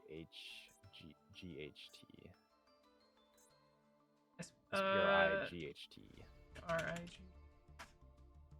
Excellent. All right. So we're going to be including 2 of that blue guy at the first one, in the first row. This one? The uncraft. So 2 of that for sure. Yes. Yeah. So if you right click, you should be able to add that. There we go. Yeah, 2 of those. 1 of the guy next to him. 2 of the guy at the very top. So the first one. Yeah, 2 of him, and we only play 2 because we're only allowed 2. Because those numbers that are at the top, that's Master Duel's way of telling you like, oh, this is the number of copies you are allowed to play. Oh, I've always wondered what that means. Okay, that makes sense. That's what it's telling you. Okay. We need 2 of the guy to the right. It might tell you that you're limited. So let's see what happens there. Yeah, that guy. Yeah. Sorry, you said 2? Yeah. Yeah. Okay. We need. Do 2 of the one next to it. We don't technically need both, but that one. To the right. Yeah. This guy. Ideally, we would have. Yeah. Ideally, we would have 2 of that. Yeah. On the next row, we will take 2 of the first guy. So this is bright red. Yeah. We'll take 1 of that spell card that's right next to it. At the very end of that row, we'll have, let's say 2. Yeah, we'll say 2 of that. All right. Now, let's see. So we have that. I think we can start removing other cards that we don't need here. Yeah. So, unfortunately, the very gay art of the main deck monster, we unfortunately do not need that one. So the one that is at the top, right below Sprite Red. It's in the middle. It's where so if you go down one row. This one. Yeah, Yeah. This one we unfortunately do not need, even though the art is very good. Yeah. Same with, we don't need Nibiru. We don't need the guy next to that to the left. We don't need Parallel Exceed. So Okay. yeah, that guy. Take all those out? Yeah. Okay. Let's see. Those are good. If you go up a row, we only technically need one of that. Yeah. We don't need both of those. Of these two? Yeah, sorry, only need this one. one? Yeah. Okay, let's see. Other cleanups. So got that. Those trap cards at the very end, this version of the deck doesn't really need them. So just take off. Yeah, go ahead and those take two? them out. Yeah. Yeah. Okay. Okay, let's see. So we have those. We have that.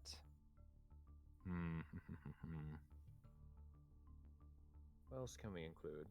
Let's go ahead and go in the extra deck. Yeah. And we'll start to. So, he's kind of cheap to craft, I guess. He might be fine. That angry boy on the top row, we can't really make him in this version, so we'll go ahead and remove him. Okay. He is angy, but we don't need the anger. We only are good vibes here. I think he needs a hug. Yeah. If we go down to that bottom row, we don't need the angry dog. So dog. Yeah, that angry dog. Yeah, we don't really need him. We only need 2 of the other twins. So these are the rivals. These are Trouble Sunny. Yeah. In the lore, they are the Phantom Thief. Oh wait, rivals. no, we only need 2. Is what you said. Yeah, what? That's fine. That's actually fine. I think it'll make the deck cheaper. Yeah. Though it is still a pretty expensive deck to craft, unfortunately. Yeah. By the way, so yeah, if you click on those guys on their art, in lore they are like the VTuber rivals of the other evil twins. So they're Trouble Sunny, and then we have the it's just very I love like little things like that. Yeah, like to see the blimp it's cute. of I think it's Leela. Yeah. She's up there, and they're just like they're showboating it. All right. Let's see. What do we need to include here that we don't have? Have that. Oh, go ahead and close that search, and then we're going to search up. Do I colon? Oh, not dash. Colon. Oh, so colon. The two dots. Yeah. Yeah. And then P. So now I've made you spell iCup. No. No. Yeah. So one of her. We don't get the cool bike one because that was from a specific event, but we can make this one. Yep. Yeah. All right. Cool. What else part of the main deck? Go ahead and close out that search again, and let me see. If you click on the icon right next to the search bar, it will show you what you have currently. I just kind of want to see what you have in terms of staples. So if you scroll down, let's see. Have that. Maybe try getting the spells, because usually the spells are where we have like a lot of stuff that we can use. So we have that. At the most basic, before you get into crafting specific stuff, I'd say a Monster Reborn is a fine thing to grab. So that's the one that's right next to the the feather dust. Oh, I know Monster Reborn. Don't worry. I reborn the monster. Go ahead and scroll down more towards the spell section of the SRs. So if you scroll down, you do have a good amount of cards here. I do. I've done many gacha pulls. In Master Duel, like you try to avoid crafting new stuff as much as possible and disenchanting as much stuff as possible, but it is nice when you have like a build up. So if, let's keep on scrolling down. I'm trying to see if we have a specific card, but it looks like we might not. Okay. Go ahead and type into your search bar Lightning Storm. If it would help if I spelled it right. Hold on. There is no E in there. There is no E in lightning. Go and click the button right next to it. Oh. So right now we're only only shows cards that Yeah.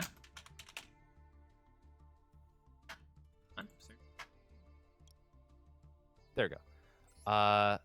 Let's get. It is still pretty expensive. Just get 2 of those, and then close that out. And if we scroll back up, I think it'll be go ahead and close out the ones that we don't own thing. Yeah. And if you scroll down, you should see right next to the storm. So if you go up again, sorry. So right next to the feather duster. Yes. Right next to it is the lightning bolt. That's Raigeki. Go ahead and do 1 copy of that. Yeah. Okay, cool. So we have all of those. I'm trying to think. It still might be more worthwhile because like lightning storm is good, but yeah, know what? We might as well craft those if we're going to. Let me just see. Yeah. All right. Go ahead and remove those lightning storms. Actually, sorry. Okay. No, you're so good. Because like something that is probably more worthwhile for this specific version of the deck. Look up triple tactics, and it will show you a specific card. All right, yeah, that one. Triple tactics talent. We'll want 2 copies of those instead of the lightning storm. Yeah. This is kind of a niche, somewhat niche card, but it's still pretty useful. It has a lot of flexibility. That's why people run it. Yeah. I think that is good for right now. Sweet. So now we're going to try to attempt to craft stuff. Yeah. The best way to go about that is to first disenchant things. Okay. Or craft specific cards to try to make it easier to have more crafting material. Yeah.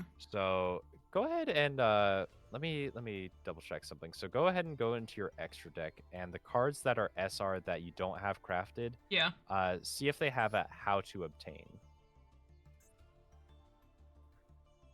Okay, so that's Master Pack, so it doesn't have anything. And then what about the Slack Magician? Or Downer Magician? I didn't mean to do that. Whoopsie. Oh. She's gone. She's gone forever. She's gone. I don't even know what card it was. I didn't read the. Oh, wait, no, so it's right there. Downer Magician. Downer Magician. Yeah, that's actually a nice thing is that it keeps it pulled up so that. All right. Yeah. So let's see how to obtain and see if there's a pack it comes from. Does not. All right. So normally I would tell you here. So if you go into any of your other SRs that are like over. So if you go to the let's say any of the ones on the bottom right for the evil twins. Yeah. So if you go to how to obtain. Yeah. So anytime that you have, so it says currently locked. Yeah. So anytime that you're like, I want to build a new deck, first check any of the SR cards that are there, and if they have a pack that they come from. What you want to do is you want to craft a card from there that is SR that will open up a free pack for you. That makes sense. Okay. So it makes it much, much easier to be able to try getting the rest of it because you at least get a free one, and then you just have to open those packs. That's handy. It is. I didn't know that was a thing. Probably would help if the game taught you how to do like this card crafting anyways, but yes. Yes, it would be. So let's see. I don't think I think they have still refused to put Sprite in a pack, which is annoying, but let's see if they have a how to obtain. If it's only Master Pack, that sucks, but Yep. Damn. Like something that very much annoys me, and like they could just change on a whim at any point, is that a lot of cards that have now existed in Master Duel for like over a year now still do not have packs that like secret packs that they are associated with. Yeah. So you just have to craft all of them. And that's annoying as hell. Yeah. So, oh god, we're going to need a buttload of UR dust. So save this as the optimized version. So we'll just like save it as that. Yeah. And if you exit out of there, we're going to try like basically crafting the the lower version that's a little bit more affordable for us right now. So if you click on the deck box itself, you should see an option to copy. Copy. View, copy, delete, and we will go ahead and copy it. So now we get to make the one that is a little bit more scuffed. It's not as ideal, but it's the one that is going to actually be, we're actually going to be able to play with. Let me rename it right up here. I'll just do righty, come on. LT. Smile. All right. There we go. So let me see what are essential. So let's see. The easiest part to go for first in terms of trying to make it cheaper. Yeah. In the extra deck, let's go ahead and we're gonna start removing stuff. So okay. That first guy, that's actually fine. SR is not too bad to get. Only one of those guys. I guess we'll only use one. Yeah. We would prefer two, but we'll just do one for right now. Yeah. So if you right click, it should be able to remove it if I remember correctly. So that one's good. Oh, that guy was good, but oh, you meant remove this guy. Yeah, we only technically need one of him, but right, so it's fine for the other guy. What was the other guy? Was he a sprite guy too? No, but I don't even remember who he was. We do need one of this guy. We do need one of the big guy. Oh, okay. Yeah, instead of two, we'll only have one. It's gigantic. There we go. I love how if you look up gigantic, there's like a couple other guys that come up. The one that's on the first row, the very last card, we only need one of those technically. Okay. Like we could get, we again would prefer two, but it's easier. You could just get away with just crafting all these. Let's see if there's anything else that we can remove easily. Not quite. Let's see how much we can kind of craft. So I'm gonna tell new players that the best thing that you want to do is craft your core cards before you get into specific techs. Yeah. Because even if you do want more hand traps, you can get away with not having them, but having the cards that are essential to actually facilitate playing the deck are going to be important to actually craft. So you can get away with not having as many hand traps, but you definitely need the stuff that is core to the strategy. Yeah, makes sense. So let's go ahead, and if you go in the upper right corner, you should see a little thing next to the save. Yep. So to the right of the save, this will show you how to disenchant things. First, I always go with dismantle all extra cards. It's probably the easiest way of making sure that you get a lot of stuff for free. Yep. So go ahead and dismantle. Maybe. So that's good for us. That sure is a lot. So a unit that is important to know is that anytime you want to craft a card, you need 30 dust of that rarity. Yeah. So right now, annoyingly, we have 27 UR dust, which is just below what we would need to craft a card. It is how it is, though. Yeah. Let's go back into that, and we're going to have to start disenchanting stuff. Yeah. Select cards? Yeah, dismantle selected cards. So now we're going to have to get into difficult decisions here. I'm not attached to just about most of these to some extent, so I wouldn't feel too heartbroken about most of these. So to the right of Obelisk, pretty much all those guys. You can keep one of the gay girls, but everything, all those guys, get them out of here. Yeah. You do technically want to avoid having to sacrifice as much as possible, but like how this game is, you're gonna have to do it anyways. The two of those, and then like all the rest of these guys. Yeah. All these bozos, get them out of here. Just because it's Stardust, I'm keeping that guy. Yeah, that's fine. We love Stardust. Yeah. Okay. Second row, that guy's actually pretty good. Everyone that's in between this guy and Maxi can technically go. Okay. This is the pain of trying to build the decks that you want to build, is that you got to get rid of the possibilities of future decks. Yeah. Oh, wait, you could keep the Trickstar girls. Those ones you Okay, actually want to keep, yeah. because I know you want to play that deck. Yeah. All right, next row.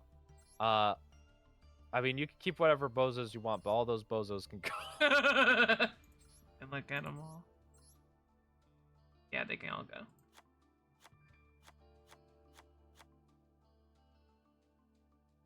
On this next row, that girl you definitely want to keep. I know the runic decks are good. She will be good for the live twin runic sprite deck that we'll build, but that comes later. Everyone but her can probably go. Yeah, most of those guys can go.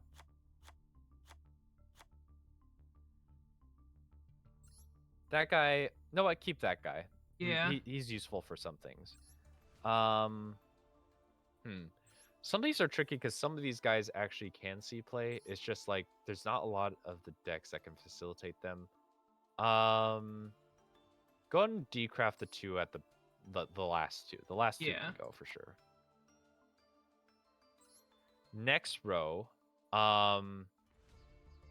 everything but the so those three that are like in between Magnifica and the Traptrix girls can probably go. These three. These three, yeah.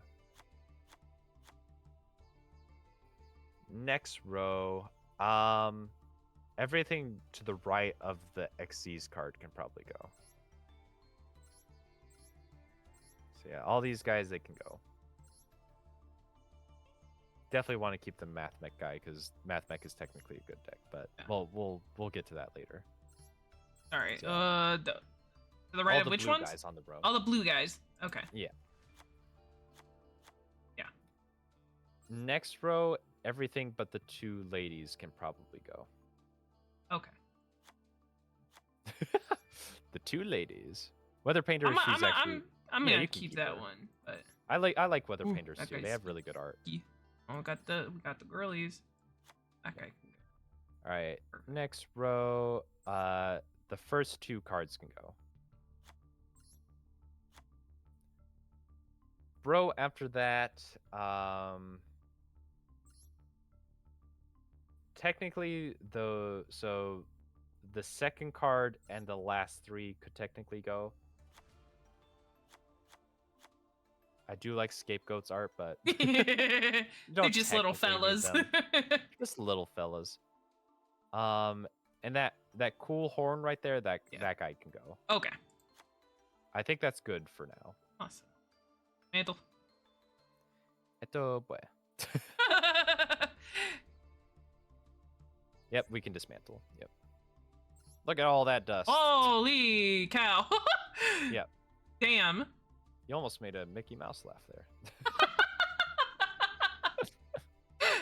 Okay, so should I go back to Oh wait, just real quick, if you go to that third row, the first Xyz card, I just want to point out, the Xyz card, click on the art.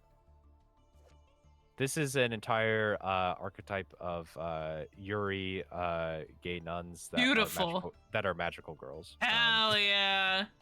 I'm making a note to look up their shit later. Yeah, Exosister, I like them. I like them a lot. Hell yeah! They're pretty good. They're pretty good too. Let me switch back. No more fishless again. They might even be easier to teach than Evil Twin, but we're doing Evil Twin. That's for another day. That's another day's problem. All right. Okay.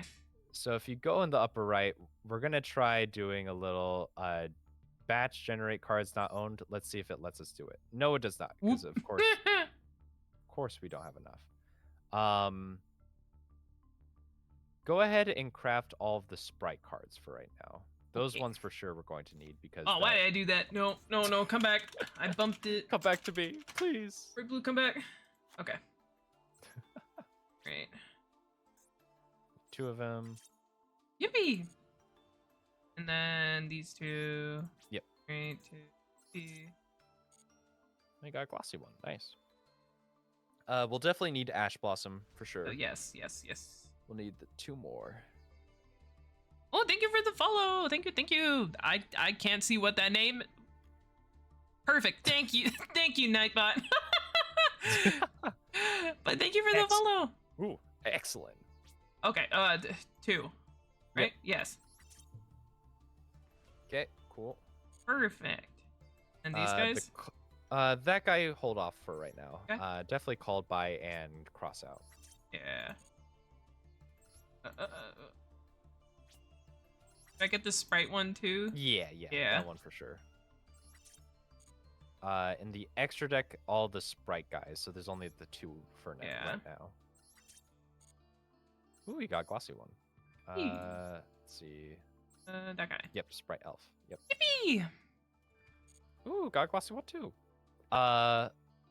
We'll definitely need the evil twin trouble sunny, so the level 4 one. Yeah, we'll need that. And look how low we are on dust already. Hell yeah! How this works. But I have a lot more cards than when I started. That's what matters. Let's go ahead and we'll craft all the first 3 guys that are not crafted in the extra deck. Okay. Those guys are pretty good to have.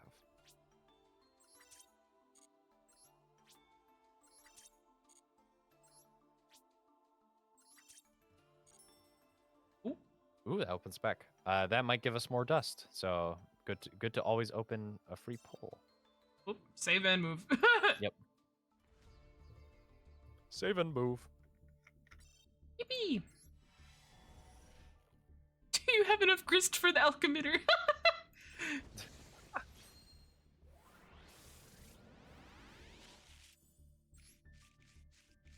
Isn't it so fun that they decided that like before you even get to play the game? Oh, fun thing about that S-Force chase that you just opened. So if you click that, cute. The card used to be called Booby Trap. Cowards should have left it. Anyways. Because like we'll get the fan translations because like the cards all initially release in the in Japan as part of the OCG, so that's the original card game. That one is what they initially release as, and we'll get fan translations, and that one was translated as Booby Trap, and then it's now S-Force Chase. All right. Let's see what else we can craft. So what do we actually need here? I would say the infinite impermanences in the main board are for sure important. So we'll craft 2 of those. I think that will be the remainder of our crafting dust. Yep. Yeah. All right. So for sure we don't technically need the other monsters in the extra deck. And we don't technically need the triple tactic sounds. We will want those eventually, and I might put them as a priority in the future. Yeah. But for right now, we can get by without having them. As a replacement, go ahead and type in Droll and Lockbird. So just Droll, I think we'll bring it up if you type that. Put in 2 of those guys. This is another hand trap. Make these. Oh, I can't make both of those. They're easier because you just need to disenchant. Oh, true. I just need like 1 card. Yeah. So if you close out that search, dismantle selected cards. You just literally need to disenchant 1. Yeah. So any one guy that you look at in the SR that is like I don't fuck with the vibes. Get rid of them. Bye, dudes. Damn, I'll get rid of these guys. I can't believe you hate the crawlers. SMH being canceled by the crawler community. They. Okay, they're going bye-bye. Okay. No! We're so back. We're so back. Okay. All right. Oh, no, that's already there. I just need to make them. All right. Yep. So we just need 2 of those guys. Yippee! All right. All right. Now you're gonna hop into a duel with me after all Hell that. yeah! So that I can kind of help you through with a much longer timer. Hell yeah. Okay. So I'm going to friend duel you, which is definitely easy and not made in a way that doesn't make sense. All right. So friend duel, I will go ahead and set up the lobby. Yeah. Standard. We're gonna change the time limit to very long. I forget. Do I go in here for the friend duel? Yeah. No. Yeah. All right. dual room, I'm assuming. No. So if No. you go back and go onto friend is the actual is I the can place. never remember. Friend duel. Yeah. There we go. Yeah. All right. Are you setting up the room? I'm guessing you said. Yeah. Okay. Room is Okay. set Yeah. up. Yeah. Yeah. Yeah. Yeah. Yeah. There should be a way for you to enter. So if you exit, I think it will have. If you click on my name, you should be able to see a way to join. I believe. It only is telling me friend duel, unless it's only letting me create it from there. Oh, I love how they made the lobby very, very easy to set up. There's no issues. Oh wait, I gotta invite you. Sorry, I gotta invite you. There we go. All right, do you see an invite? Oh, it might be maybe in my my Steam. Friend, Hold on. if you go to friend, you should see it now, I think. Because like so like Master Duel is technically a mobile game first, Yeah. so all of the way that it facilitates things is through that.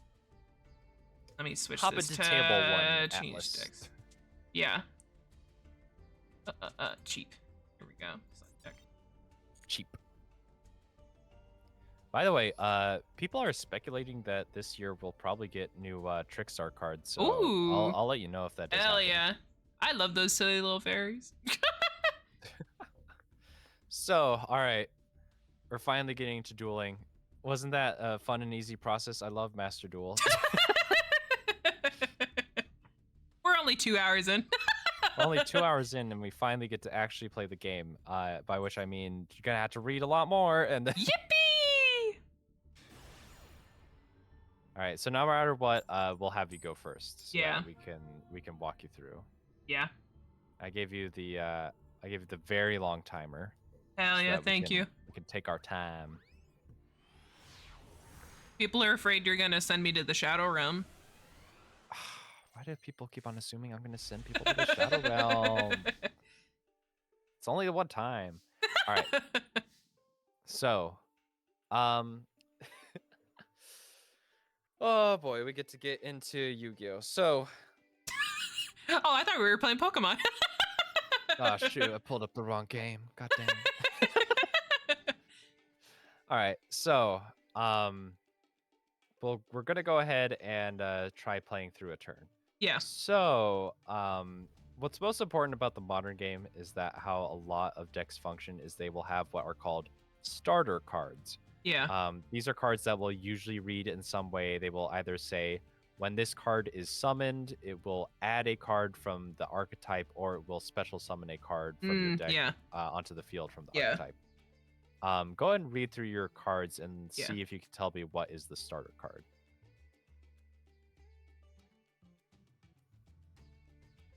Definitely this one, because that means you can summon this. Yeah. So and then this one also, I think. So this one is what we call an extender. So this one, if you control a specific monster, that means you get to special summon it from the hand. Ah, okay. Carrot is also what we would consider a extender. Okay, well. That makes sense. So and then you have your hand trap there. Yeah. So very important here. Master Duel gives you the UI to either summon or set. Yeah. Setting you very rarely want to do in the modern game. Yeah, I don't think I ever set a card when I played this last. Only specific decks will ever want to do it, but for the most part, you just want to summon. So in this case, we're just going to summon. Yep. So this is our starter. We can activate the effect. Yep. Yippee! So I have a response here. I'm not going to activate it because we're just trying to guide you through a turn. Yeah. But this is where you're like, oh, I have a hand trap, so I get to interrupt you here. I would be able to prevent you from doing X. Oh, okay. But the cool thing is, if we look at your hand, if you with those two cards that I called extenders, they're able to special summon themselves. Because you meet the conditions to summon them. Yeah. So that means that even if I negated this right here, you would still get to like play through your turn. But I'm not going to do that Okay. because we just want to get you through like the most basic plays. Yeah. And then I just So, select one of these. no. Oh, cancel. So that's the other thing. Master Duel, it gives you prompts for everything. Yeah. You almost told yourself no there because that's called ash blossoming yourself. It happens. We try to avoid that. See, this is why you're the master here, and you're trying to save me from myself. It happens with new players. That's like one of the most frustrating things about the game is that like how the game kind of wants you to play is that it wants you to play very fast. Yeah. So it gives you all the buttons to click. Yeah. But if you're a new player, you want to take your time. But the timer tells you no. So then you panic and then you click the button and then something wrong happens. So in this case, go ahead and summon the ones from the deck. I'll tell you why in a moment, but yeah. Wait, so even these in ones? lobbies One of they these? don't let you. Yeah, that one. Yeah, yep. yeah, that's what I assumed. Yep. Face up. It doesn't matter too much in this case, but usually if you get the option of a monster that has low stats, you want to summon in defense position because you don't take damage if your opponent attacks a defense position monster unless specific things happen. Yeah. So your starter card Leela was able to special summon a card from the deck. It gave you the option to summon another one from the hand, but if a card gives you the option to summon from the deck, you're usually going to want to do that. Yeah. Because it means that it's not using a resource from your hand. It's not using something you already have access to. It is giving you something that you do not have access to. That makes sense. Yeah. That's I can see why that's probably the smarter move. So another cool thing here, it would not matter normally, but I'm just gonna like explain it. That sprite carrot is something you want to special summon right now. Go ahead and summon it to the far right. You're gonna have to start caring about zones in a little bit here. Oh, and that's another one probably want to special summon defense because it did give the option. Oh, yeah. Let's go ahead and special summon this Kizikil Frost as well. And I'll start explaining some of the cards that we're special summoning here and why we want to do that. Did it matter where this one goes? This one, no, not so much. Okay. Should I put this one in defense? Yes. Okay. Most of the time, if you get the option to summon defense, it's probably a good idea unless it's something that has like a high attack stat. Yeah. So if you go to that sprite carrot, if you read its effect, it allows you to special summon itself, and then its other effect is that it lets you negate a spell trap card. Okay. So there's a card that you crafted called Infinite Impermanence. Yeah. It's a hand trap that basically tells me I can target one of your monsters on the field and negate its effects. So it's like, oh yeah, if you activate the effect of a monster on the field, I say no. Yeah. This card, this is why this version of the deck works, is that this card insulates you from that effect. Oh. Because it's like, you're trying to tell me no, I say no. Yeah. All right. God, I can't believe they even in a private duel they give you like a thing that tells you it's going to surrender. Go ahead and go into the extra deck. So, now we're going to start getting into our combos. Yeah.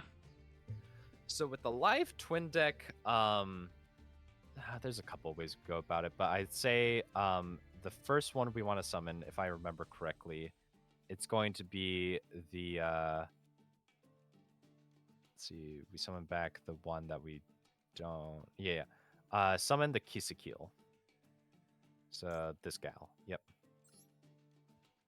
So we will use those two. One of these. Yeah, use these two. Yeah. Oh, I have to do it. Yippee! Go by girlies. Yep, summon her. Does it ever completely matter which side I do this one on? For the special summon up here. So if you notice those arrows, they are very important. Yeah. I told you before, if you want to summon a link monster, it needs like another one. It needs to point to the arrow that it needs to summon to one of the arrows that points to. Yeah. So if you were to summon another Link monster here, it would Yeah. need to have a zone that is unoccupied. Oh, So that's why okay. you kind of need to care about, especially in this deck, you kind of need Yeah. to care about that. In this case, go ahead and activate the effect of the Kisukyo. Can bring her back. Yep. Defense. I'm gonna be smart this time. All right. Now you're going to go into the extra deck. So you'll notice your options kind of got limited here, and you're like, oh, what the heck happened here? I'm trying to just guide you through the basic Evil Twin combo. Yeah. But the effects of the Evil Twins are that such that if you do stuff like that, it will go ahead and it will lock you into Fiend type monsters from the extra deck. So all of the Evil Twins are Fiend type. So anything that is not that, you don't get the option to summon it. Oh, okay. So here we are going to summon our Leela, and we're going to be using our Link monster and probably the Frost, I want to say, but yeah, definitely her. So take her off. Yep. Okay. Take her. Oh, and I guess we have to use the Leela. Okay, cool. Yeah, that's fine.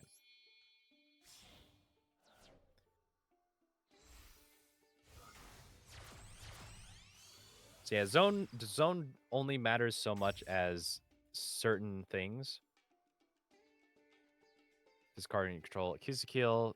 This point don't activate that effect. Yeah, because there's nothing there. Let's see. Oh, does it not give you? Okay, I might have done this combo wrong. Let me. Can you go ahead and hover over Leela and let me see what the effect says? This is your control Kisukyo monster. Oh, okay. I see what happened here. Let's go ahead and go to the extra deck. Get her back? No. Oh. So I messed up here a little bit, but it's okay. We can still fix things.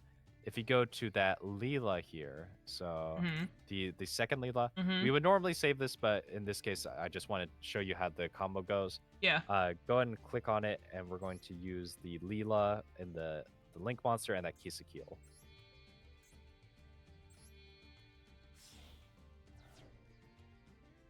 Doesn't matter too much. Yeah. Matters somewhat for some things, but right now it doesn't matter. Yeah. All right.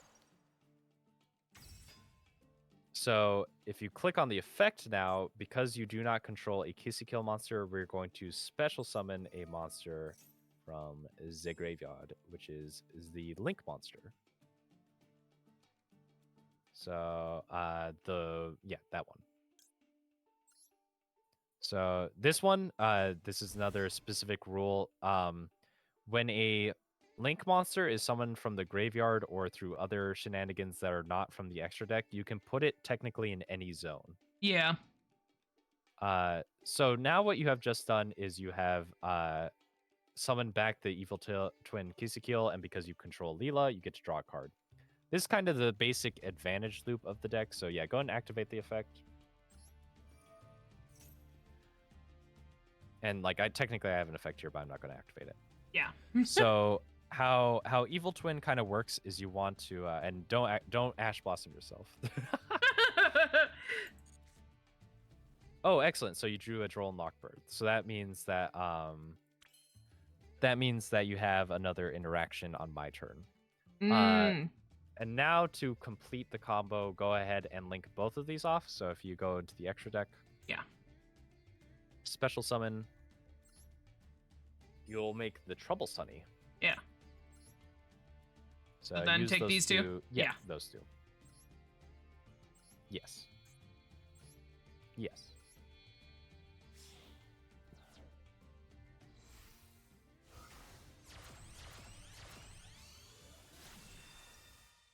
Cute. All right, and we're going to end our turn. All right. So I'll tell you once you've ended your turn, because like now the timer's on me. Yeah. So now I can lose. Whatever. So if you go ahead and click on your monster right there, the Trouble Sunny. Yeah. Go ahead and read what it does. Okay, quick effect. You can tribute this card, special summon up to one a Keysicle monster and up to one Leela monster from your graveyard. You can banish this card from your graveyard and send one Evil Twin monster from your hand, deck, or face-up field to the graveyard. Send one card on the field to the graveyard. You can only use each effect of Evil Twins, Trouble Sunny once per turn. So the first effect is the most important here. Yeah. The effect summons both your Kizikeel and Leela onto the field by tributing it. What you saw with the effects of those guys is that if they are both on the field, what you get to do is draw a card, and you get to destroy a card on the field, which are pretty nice effects. Yeah. So if I go ahead and set this monster here, you're going to get an opportunity to respond here, I believe. So let me... Maybe? Oh, is it not giving you prompts? Let me see. Nope, it didn't give me anything. I think it's going to wait till the end phase, because like, the rules of the game are weird. If I try doing stuff... Okay, if I do this here... Oh, we're going to do this here. Okay, now you're there we go. So go ahead and activate the effect of the Trouble Sunny.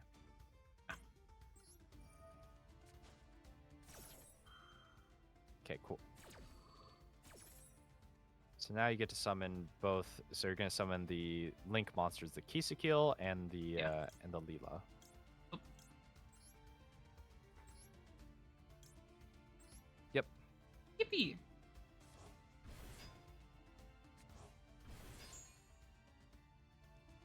And then this, I don't know, send this guy.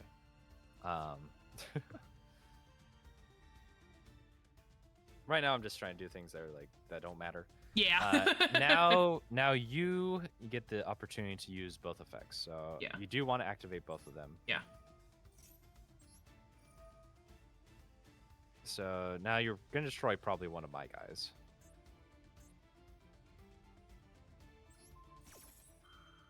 How to win, eat Spoofy's cards. Gotta crunch them. Good fiber. And you draw a card. Technically I get a picture, I'm not going to activate it. But that's the most basic version of how the Evil Twin strategy works, is that you're trying to summon these guys and find a way to make it so that you can summon one while the other is on the field, and they care about each other very much, and they need each other on the field to be able to do anything. Yeah. So that's kind of your advantage engine. Now you can kind of see that, like, oh, you have 4 cards in hand while I only have 3, because you were able to draw more cards off of that. Don't mind me cleaning up my chat here. No. Anyways, yeah. Yep. Sorry, can you say that one more time? You're good. So yeah, that's kind of the basics on how that's the most basic on how the Evil Twin deck works, is that you're trying to summon these two. Yeah. Because they rely on each other and they love each other very much, and they get more powerful if they see the other one, because the gay rights allows you to destroy other people if you see your partner directly in the eyes. So true. True love will defeat all. True love defeats all. That's the basic premise of how this deck works.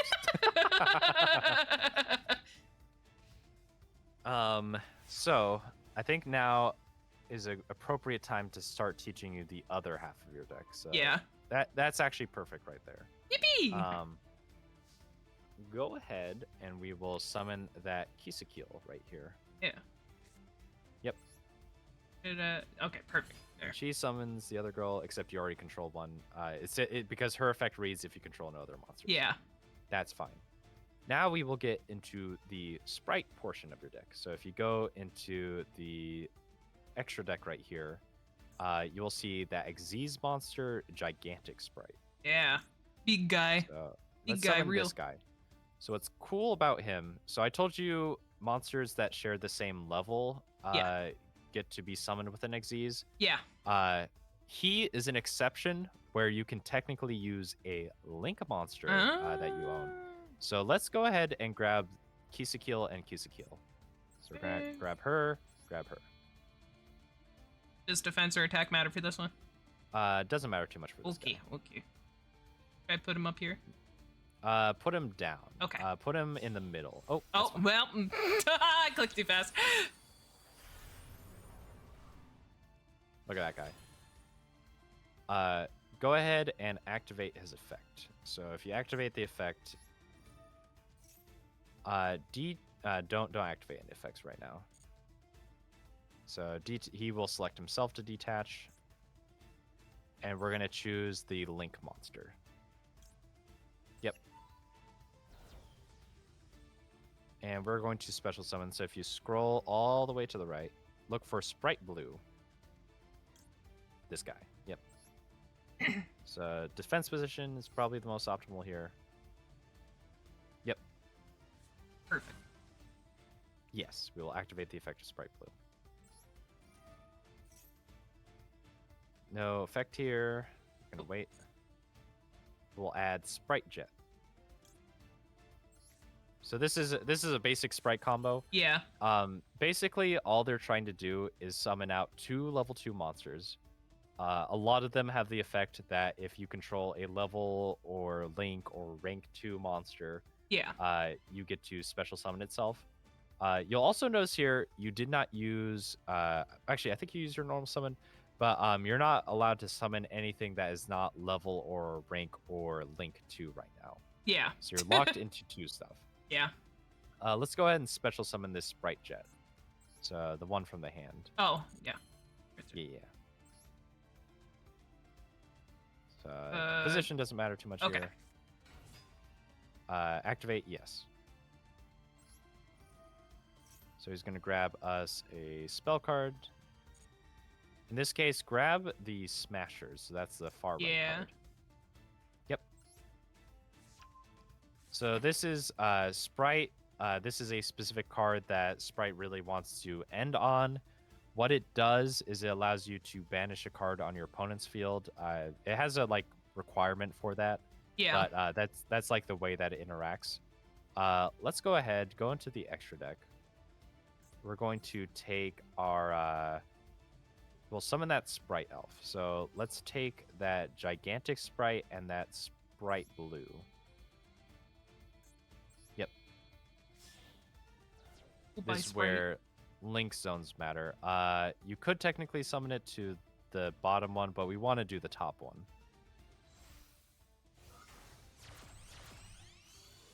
All right. Clears infinite permanence. Let's activate Leela here. This would technically be the most optimal thing to do. Is that we get to summon her girlfriend. So let's go ahead and cancel. Yeah. And then we'll summon her girlfriend. Perfect. Yep. I think the easiest way to teach Yu-Gi-Oh is to be like, yes, lesbians. That's the kind of language I speak, so it's so fine. Let's go draw a card. Yeah. So we've just gotten more card advantage, baby. Perfect. No effects here right now. Hey. That card hurt me too much. What did you do tonight with that card, Spoofy? Don't worry about it. Let's go ahead and let's take the so let's special summon from the extra deck. Yeah. We're going to take let's see, including a skill monster. I guess wait, we're locked into fiend monsters now. That's right. I completely forgot that. I am a dum-dum. We technically could have done more. But well, it's fine. Let's go ahead and activate Sprite Elf here. So the Sprite Elf. Yeah, the top guy right here. Let's bring back let's bring back another Leela, because why not? Can't have too many of her. She's so perfect. No cancel? activation. Yeah. Yeah. That's my only choice. This works out anyways. She's gonna get her effect to pop. So we're gonna destroy the set monster. Yeah, that. No. Yippee! Nice, my Ash Blossom. Anyways. And then we're just gonna go into battle here. It's gonna punch me. Yeah. I'm gonna punch you so hard you wonder why I hit you. Ow! Owie! Ow! Oof! Zoinks! Dankers! And then so go ahead and go into your main phase 2. now I will teach you about disruption a little bit. So go ahead and set both of those, the Sprite Smashers and the Infinite Impermanence. We will set those cards face down. Does it ever really matter for like where you set the traps and Later spells? on, it will matter, but for right now, no, it does not. All right, and then you will pass your turn. Yippee. Yippee!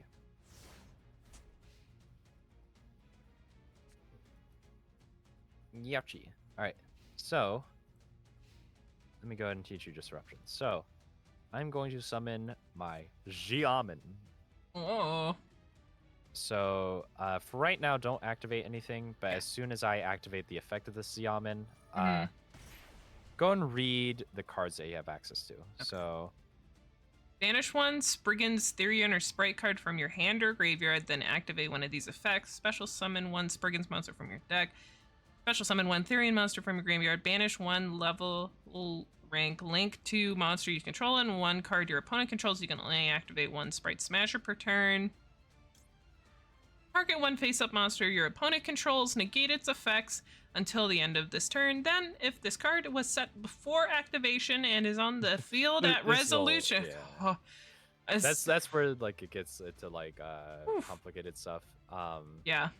That first effect is like the most important part. It's basically like the way this card reads is I negate the card that I target, and then if I set it as a trap card, anything else in the same column as Infinite Impermanence is also negated.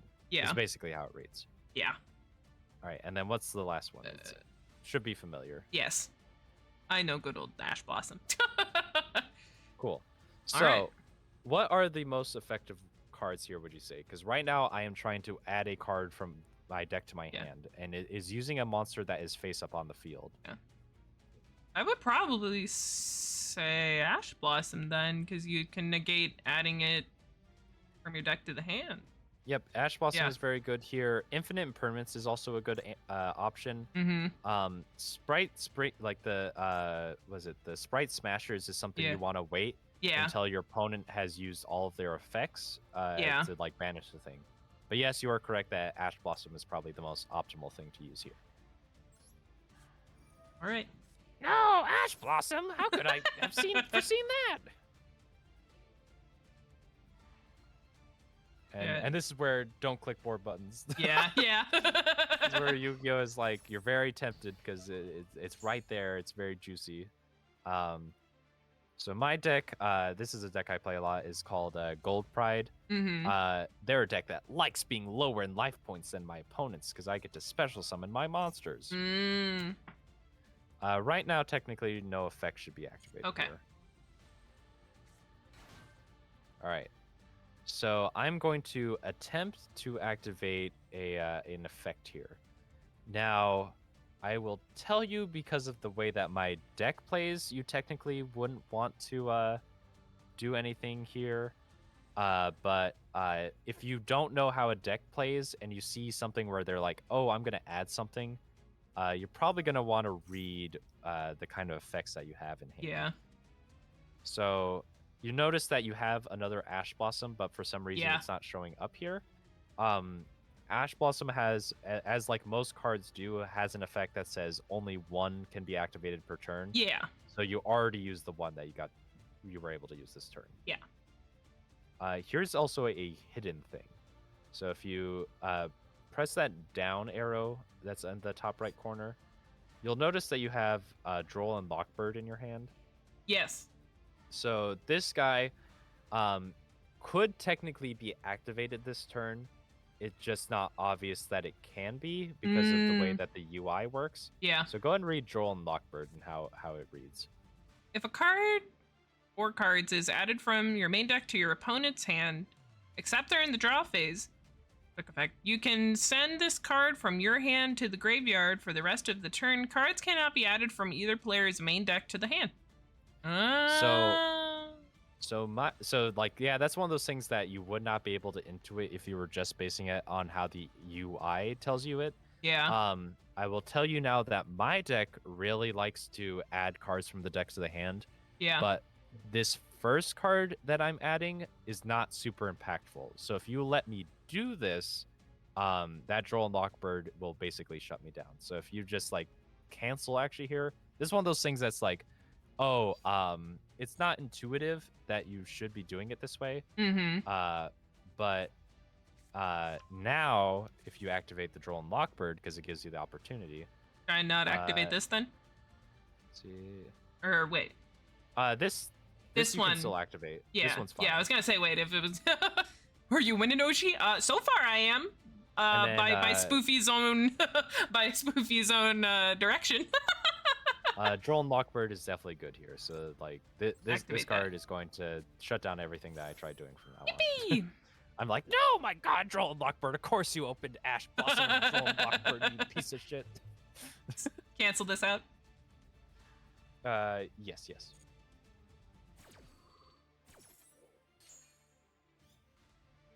Oh, actually, so I also misled you here. Oh, wow. Droll and Lockbird is a reciprocal effect. So you trying to draw a card. So this is one of those like intricacy things on Yu-Gi-Oh. Yeah. How you order cards is very, very important. Yeah. So if you had ordered it slightly differently, you could have used the Droll and Lockbird first, and then activate the Kiskill Frost from Grave. Yeah. You would draw a card, and then I would no longer be able to add cards. That makes sense. Yeah. That's one of those things that's like, you're gonna. It's mostly through trial and error you will learn how that specifically works. Yeah. So let's see. I'm like, God. Well, I have to do something here. So I probably do. I'm sure you could turn this around. So I have this guy. I'm like, okay, that's it, sucker. I summoned Star Leon. So I summoned this guy. You have the opportunity here. I've just summoned a guy. His effect is that he gets to pop a thing. This is where more ordering stuff is going to kind of matter. Yeah. If you activate, he has a quick effect that destroys something. Yeah. If you activate a card, I then get the opportunity to respond to it. So if you activated Infinite Impermanence here, it would not negate anything. Oh, okay. So best thing is to cancel out of this one. Yes. Yeah.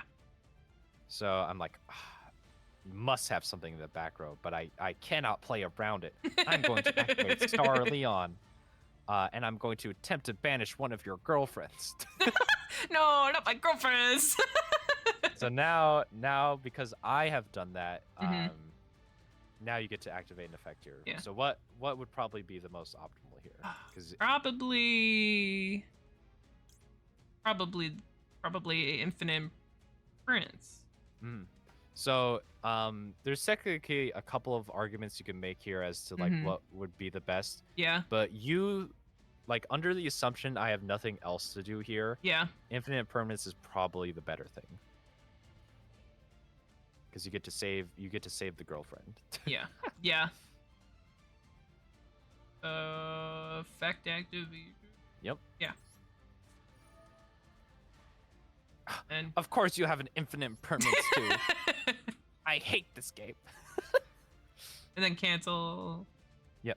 Yeah. Perfect. I'm like, oh man, sorry, Spoofy. My Star Leon. So I'm like, you know what? I'm gonna try to get you in the next turn.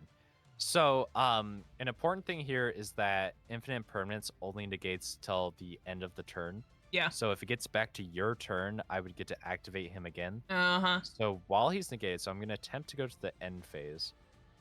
You have an opportunity here to still activate your sprite smashers, I think. Oh wait, I get turn player priority where this activates, and now you get the opportunity to own me epically with the sprite smashers. Oh. Definitely, yeah. Probably the gigantic. We have more opportunities to use the blue than the gigantic.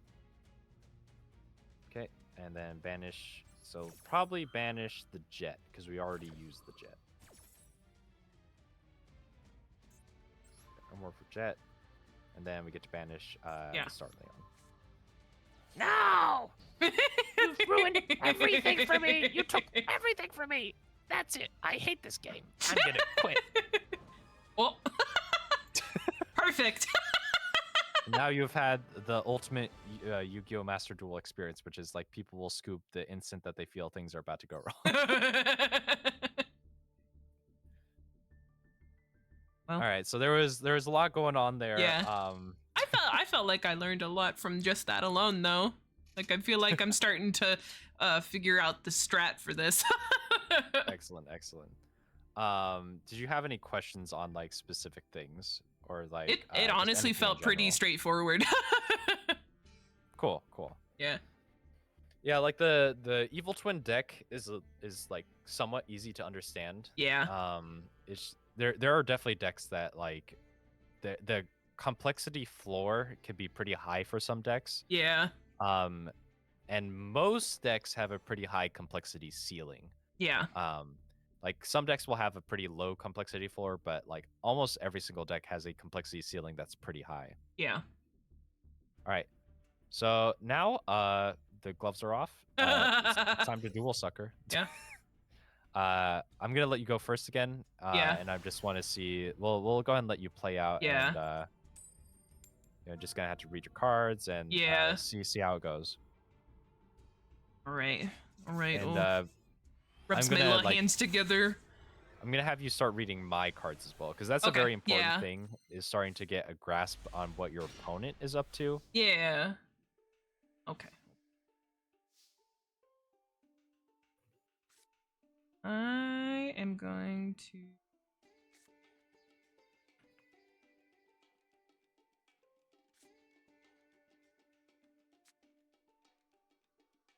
Time an opponent's monster declares. No other monster. Special summon. But I didn't mean to set. Whoops. my brain. Well. No, it will. Well, unfortunately, that so like you won't be able to get the effect next turn. But I'll let you go ahead and go. So go ahead and pass, and I'll let you go. My brain was like, you got it. You should put it in defense mode. So my brain was like, set it in defense mode. It happens. That's kind of like, you know, that's the learning curve, is just like trying to like grasp like what is exactly happening at any moment. Yeah. Oh, got spray red. So an important thing about Link monsters as well, by the way, is that you can only use cards that are face up in order to activate them. Yeah. Or in order to summon them. So that face down monster cannot be used for Okay.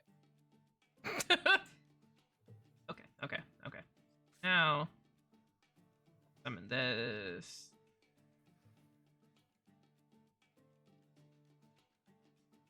Yeah.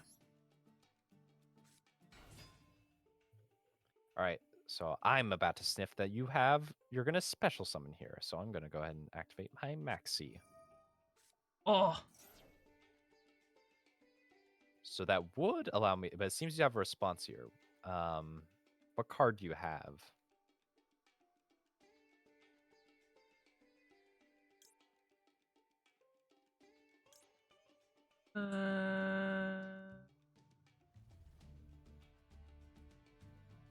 But then that would be good to do.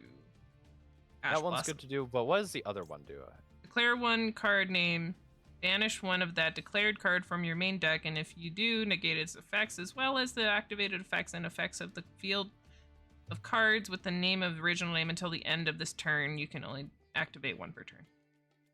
So basically what that means is that if you see someone play a card and you activate this in response, you get to banish the same card from your deck, and any copies of that are negated. Oh, okay. That would probably be. So that one's also good. Yeah. I would say there's not necessarily an optimal option here, but yeah. in my own opinion, the crossout designator is useful when you don't own that card in your hand. So in this case, you don't have Maxi in your hand. True. It's more you will have less opportunities to use that cross out versus using that Ash Blossom. Yeah, true. So I'd probably do that and declare Maxi. There's a fun part of the UI too, is that you now have to search Maxi. Lucky for me, it was right there. Spanish. Yep. Yippee. No. All right.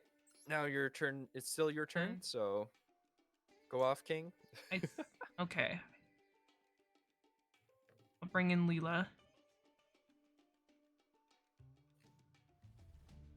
On the field, destroy it in the main. I control it. Summon it from. Yeah. Okay. Yeah. Oh, thank you. Thank you for the hydrate and stretcher posture check. Thank you.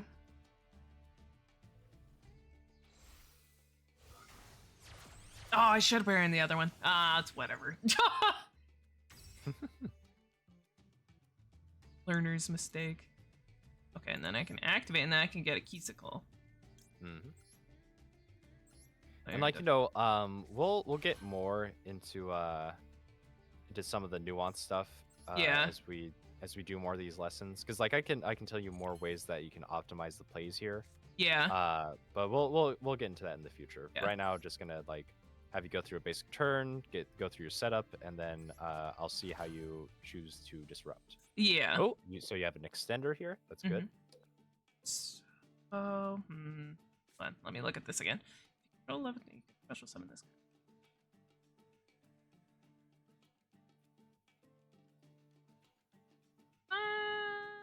You know what?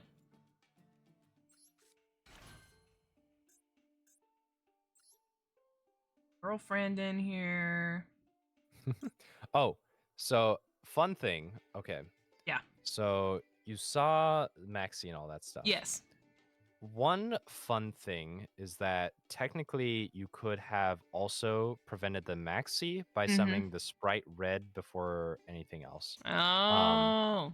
Because Sprite Red allows you to negate a monster effect, and Maxi is a monster. Yeah. That would insulate you a bit more.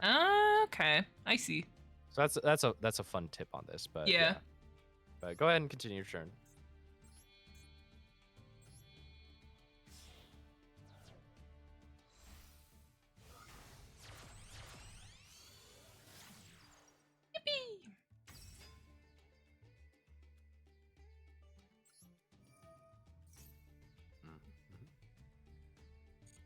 I'm not gonna do that to myself.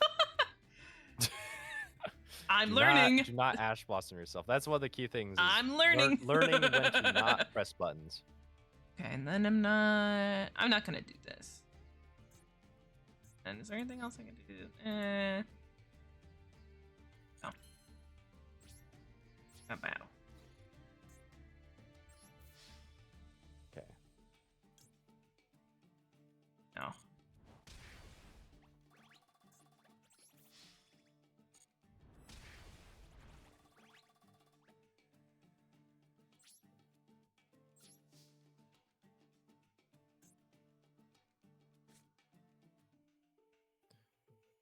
No.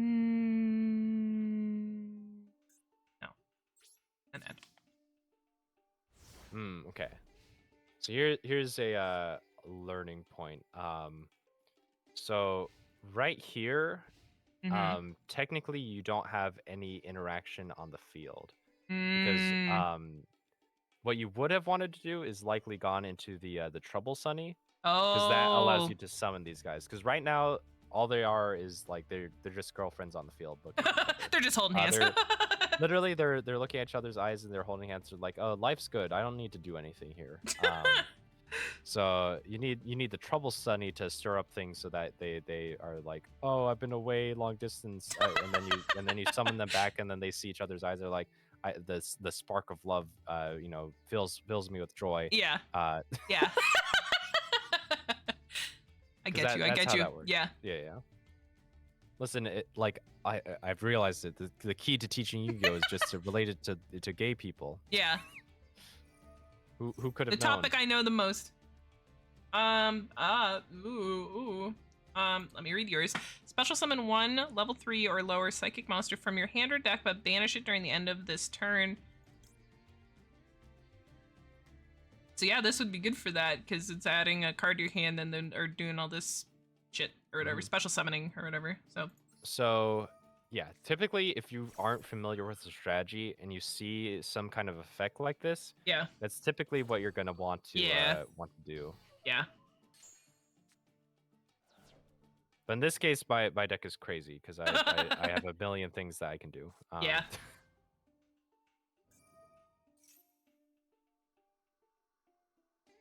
And this card is normal set. Bird Master Fury.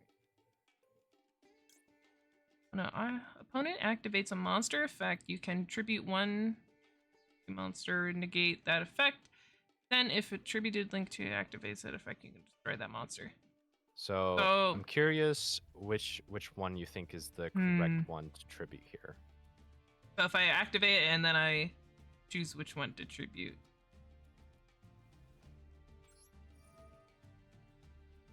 So which one is the best one to tribute here, do you think? Let me see.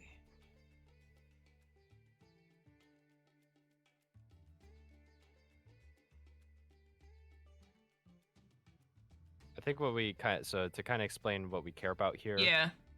The first effect is the one that you get if it's summoned by the other one. Yeah. So, okay.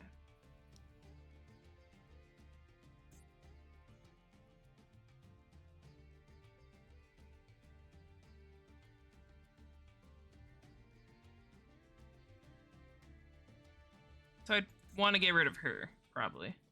So she might result in you getting another interaction on my turn right here. However, you probably want to tribute the Leela because you want to bring her back. Because if she's brought back, she is guaranteed that you get to destroy something that I own. Oh, okay, that makes sense. You get to wait to activate that, but yeah, that's the kind of that makes sense. It's one of those things that people get confused all the time is which one they want to have in the graveyard. It's always the one that you want that initial effect to be. Yeah. So then I can activate this and then get her back. So you could do that. And it's fine that you did that.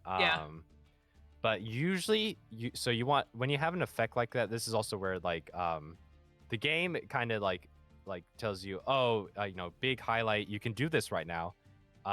Your brain is going to want to be like, oh, so this is the right moment to do it. The game wouldn't lie to me and tell me to like activate it when I don't need to.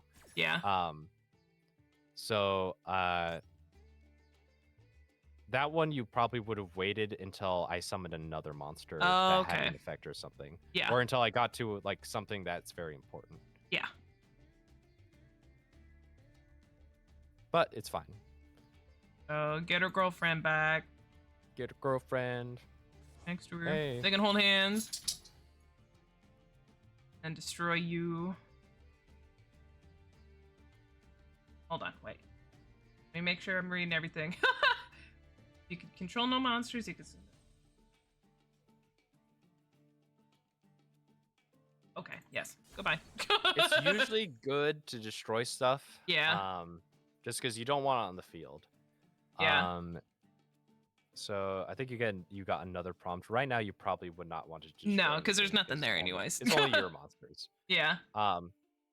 So I'm just gonna play through my turn. Yeah. Do whatever. Yeah. All right. So this is where you would have gotten a little bit more of an opportunity to interact with me. Right now, I'm gonna summon Xiamen. Okay.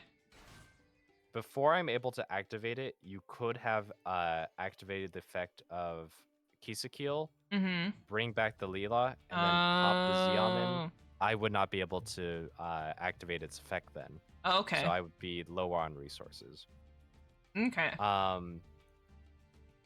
think because I'm just trying to teach you right now, I don't want to epically own you because I could epically own you right now. but I think that would not be the most conducive to teaching right now, unless you're fully okay with me just like going full wombo combo and you can you. go wombo combo. It will teach me. It will teach me things. Okay, all right. So I will wombo combo here. Yeah. I will have to epically own you though. I've been epically owned so many times in the past. This time I'm being epically owned by a friend, so it hurts less than the other ones. Okay. Oh, you do have an effect here? Oh. I'm curious. Activate the effective live twin your graveyard. Target from your opponent's hand by a card effect, except during the damage step. While you control an evil twin monster, you can banish this card from your graveyard and draw one card. That's good. You might find more interaction.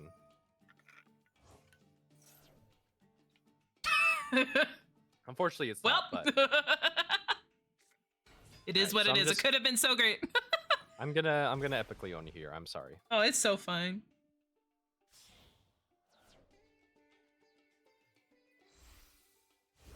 Dr. Professor Big Spoofy. I drag.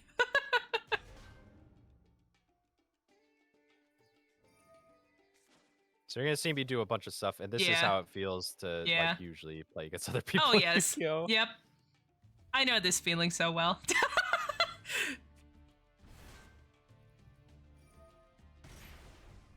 I get to show off my cool deck, which is the Gold Pride Punk deck. They have really cool art.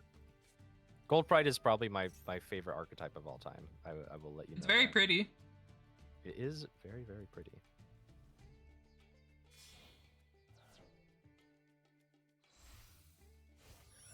Oh, thank you, Zero. While I'm getting epically owned, I'll activate my trap card, fish list for the 12th time today. Summon you back here.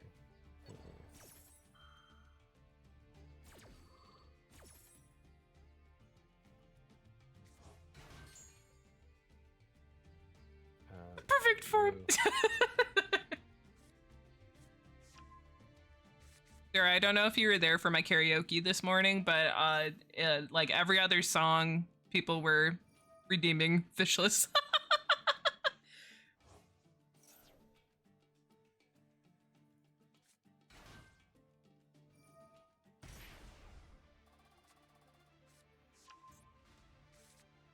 I like this dragon driver. They're very cute. Oh, it's very funny that I drew into that too.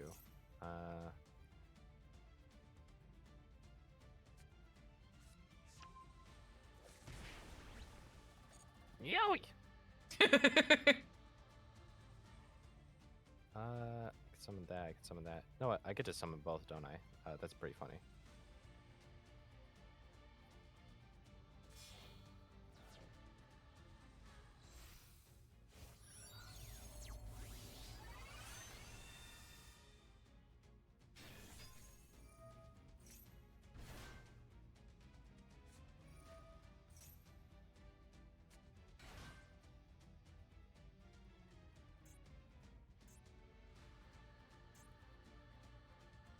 I like little rollerballer. He's just a little fella. Oh, I love Rollerballer. He's such a cute guy. He wants uppies. I wish I was a cool guy riding on a dragon's head.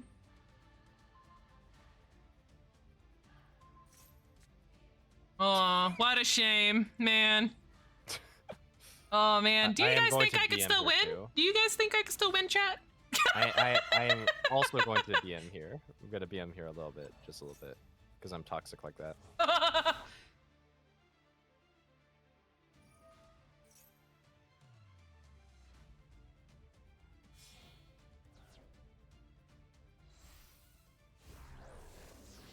He's Katamari.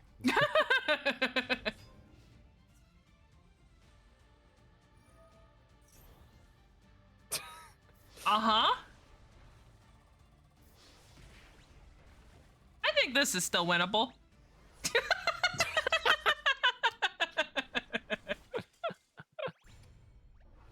Shakes your paw. Good game. Shakes your paw. But yeah, so in that game, you like if you had held the the effect to summon back the Leela, you technically would have been able to prevent that. Yeah. Well, you live and you learn. You live and you learn. In this case, you die and you learn. I learned a lot before I died, at least. That's what matters. Would you like to? So, do you want to end this off by doing one actual duel? Sure. With the rando. Right. Sure. We'll see how it goes. We'll see how it goes. Yeah, And you know, what's the funny thing? You might just like get into a game, and then the opponent will like scoop after you do one thing. Yeah. That's how it usually goes. Okay. We'll get a rank duel. Yeah, we'll try a rank duel. Yeah. Standard. Okay. Let me change this. Change this. This one. Yippee! Let's. And now we wait. Duel. That was quick.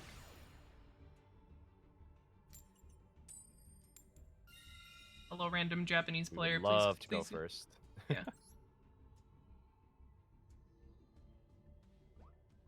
All right, and I will be hands off. Yeah.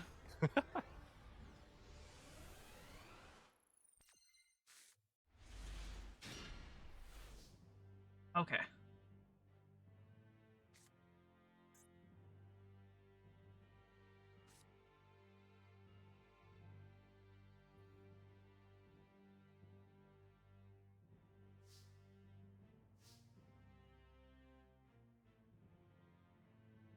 Okay.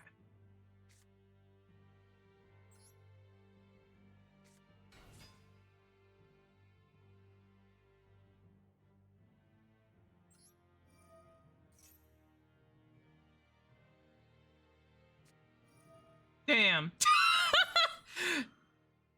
So that's fine. Oh, Maxi. Oh no. Oh no. I shouldn't have done that. It's fine. It's fine. Well. So, we actually don't end our turn here. Go ahead and activate the. Yep. Go ahead and activate that.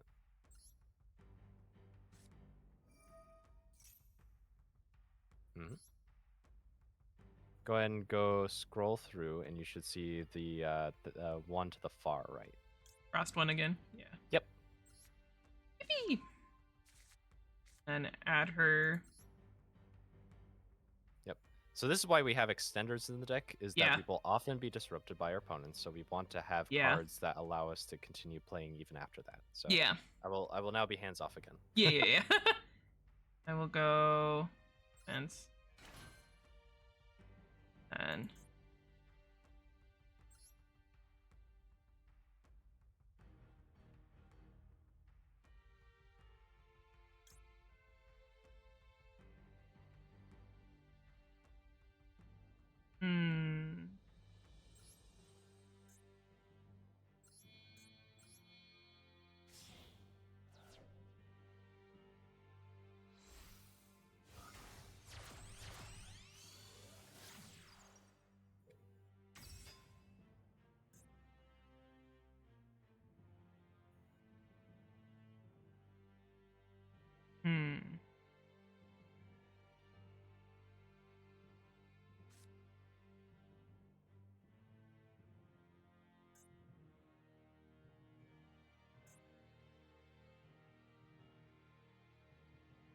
part of me wants to get back Ross.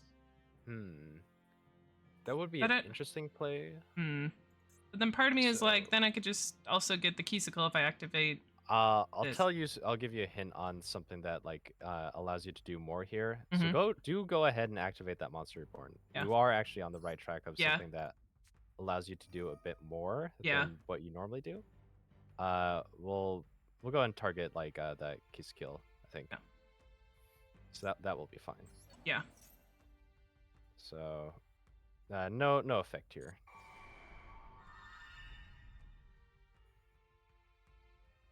So the fact that this is a live twin sprite deck helps a lot. Go ahead and go into the extra deck, and we will summon the sprite elf actually. So this changes only a little bit on what we're doing here, but it gives you an enormous benefit by doing so. So we'll activate the elf. And we'll bring back the link monster. Oh, during the main phase, or if your opponent controls a monster. Okay, I see. I think I might have messed up here. Well, it happens. We'll go ahead and summon the Kisskeel Frost. Okay.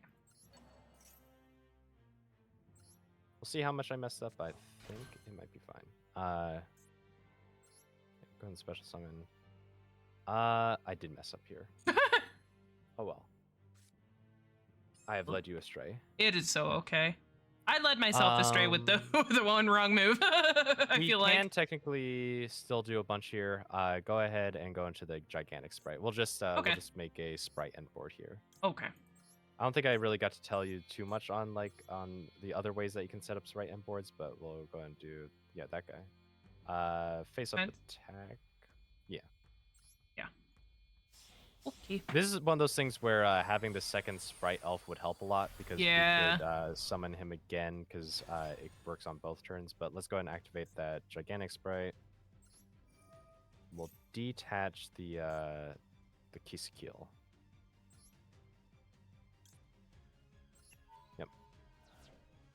We'll summon the sprite blue because we get to go in sprite plays now. Defense, probably. Yeah. Yep. Mm-hmm. Not another. Try another. Jet. Jet is the best one here. Okay. Yep. Some Jet. Yep. Yes. Probably the other one. Okay. Mm-hmm. We'll activate that. Yippee! I'd say the best thing to leave off is the red. So we'll do the sprite red. Okay. Summon it in defense. Yep. Ouch! And then we'll go ahead and go into that extra deck. Yeah. We will take the IP Masquerena. Yeah. Shit, is that And Professor we will- Spooky with the Spoofy with a PhD in Yu-Gi-Oh card games and Babadookie for rabbits titties? We'll take the let's do the Jet and the gigantic sprite. The Jet and okay. Summon there. Yep. And then we'll end the turn very quickly. See, this is why it's kind of hard to teach Master Duel hard for new players. It's like that dang timer. So now we have less time to react, but that'll be fine. It is what it is.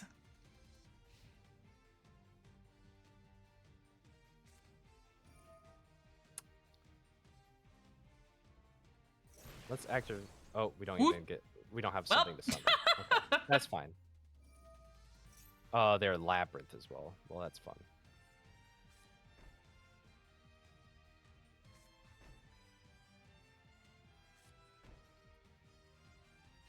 So this is one of the few cards that actually it uses trap cards. One of the few decks that actually does. Ooh, it's actually a nice card. Let's go ahead and activate that. Yeah.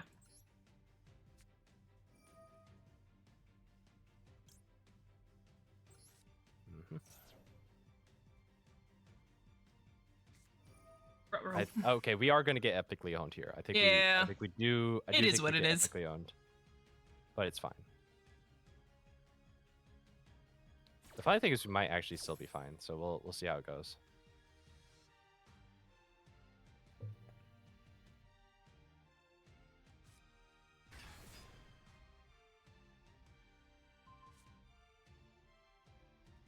Really? Okay. That's interesting of doing that, but I won't comment. Probably summon. I mean, it doesn't matter too much. Like either Kisskeel or leave. Yeah. Yeah. Bye. Okay, your opponent probably is gonna epically own here by. Actually, we get to activate that. probably still lose, but we at least could be like, do what we can. Be like, sucker. Really? They're gonna do that? That's funny. What they just did actually is a benefit to you. I don't know why they did it this way, but.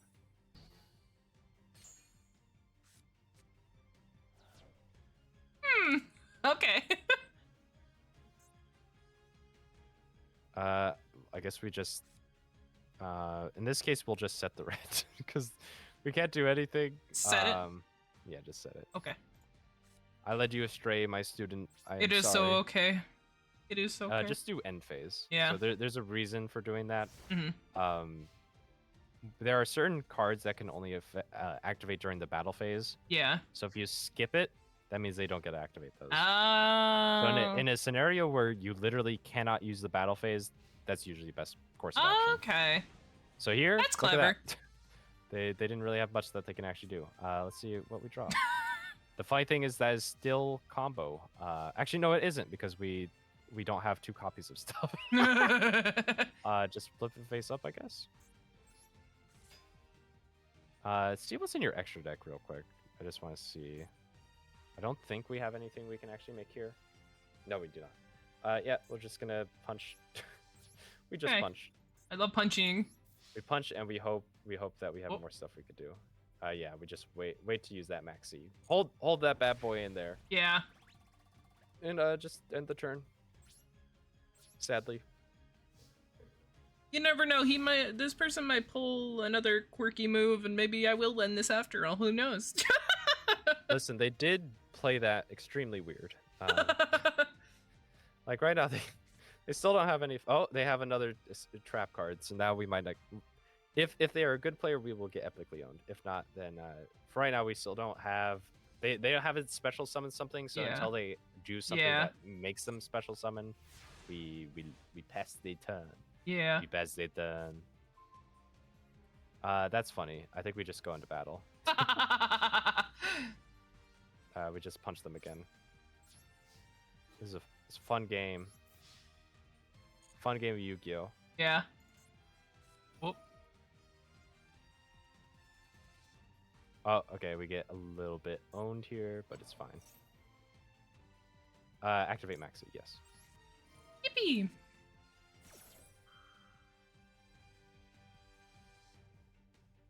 Ooh, they have another card. Mm. They'll probably activate their big girl. No, they won't because they're fools, I guess. Okay, we're gonna lose everything here, but it's okay. Yeah. Oh, that's actually great. All right, now they're waiting to activate the. Okay, go into the main phase 2. Summon Sprite Blue. Oh, yep.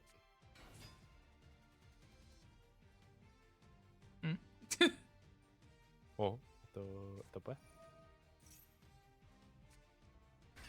Okay. Oh, that's very funny. We hold off on that though. Okay. Activate Raigeki. Siri, own this man.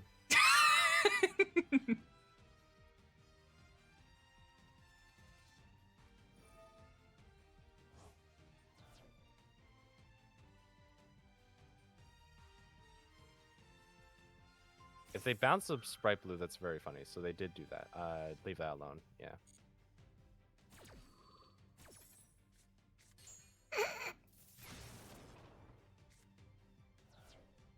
Oh shoot! Is it immune to destruction? God dang it! Oops. If you control set card, target's card, it also cannot be destroyed by your opponent's card effects. All right. Well, that's what I get for not reading it. See, no, here it was definitely intentional lesson of mine. You got to read your opponent's cards. I read the opponent's cards. I knew that would happen. I was just trying to teach you a lesson. Yeah. For sure. Okay. Technically, you would want to set the Called by the Grave here. Okay. Even though we're probably about to die here. Yeah. That would mean that's a point of interaction for us, but yeah. Yeah.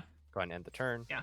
I think we will actually still live through this turn. It's just like whether or not we can do anything that means anything. Yeah. We'll see. We'll see. No reading club. Let's go. That's how it is in Yu-Gi-Oh. That's how it is.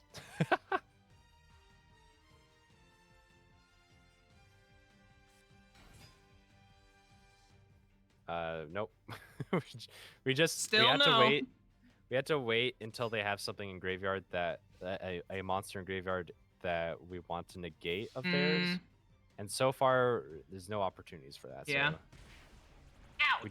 we just get punched right now. We just get punched and it hurts. But I hopefully need a we get to do Band-Aid. stuff.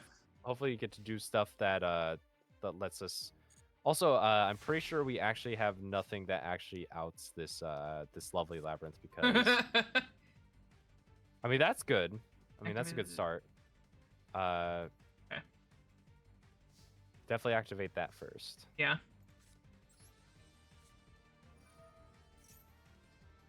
Get away.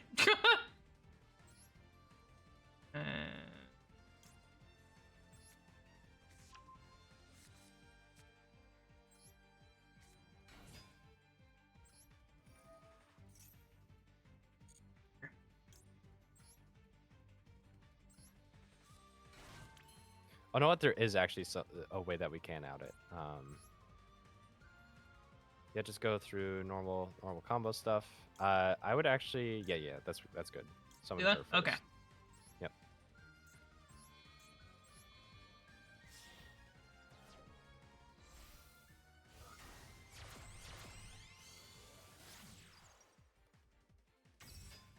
Yippee. So now we activate the effect. Yep. Get out of here. Frost would probably be better. No, the other one. No, okay. Because Frost has an effect that can activate in the graveyard. Oh yeah. So that means that we want to keep it there. And then we summon the other one. Actually, we could summon the Sprite Blue here. Okay. Oh, attack mode would have been better, but it's fine. Oh. Because now we're trying to kill our opponent. In epic ways. So yeah, go ahead and activate that. In this case, we're gonna want monster negate. So yeah, go ahead and get the red again. Okay. Special summon that. That one in attack mode. Oh. Did you lead me astray again? Go ahead and activate. Go ahead and special summon. So we're gonna special summon the other one. Oh. Yeah, her. Yep, that. Right, red. That and then her. No, the Leela. Girlfriend. Yep. Yeah. Girlfriend. Right, we need to try and bounce them between to make them miss each other. You need to make them miss each other. Now activate her effect to bring back her girlfriend. Yeah. Because she's feeling clean. Speedy. Get out of here. We need a girlfriend. Yep. We'll destroy. So we're gonna destroy the card. Activate the effect. Destroy the card that's in the back row. We might run out of time here, but yeah. What can you do? All right. So yep, that. Get out of here. Nope. There. All right. Go ahead and activate. So summon the Trouble Sunny. I think we ran out of time here. Yep, we did. Too late.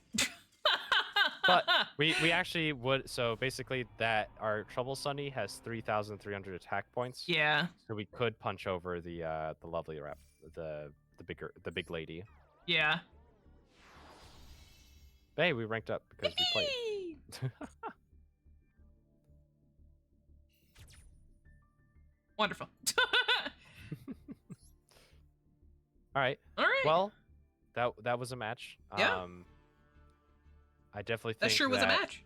I felt kind of good with it though. Like I felt like I was like actually putting to use some of the shit that I knew. Cool. That I learned. So.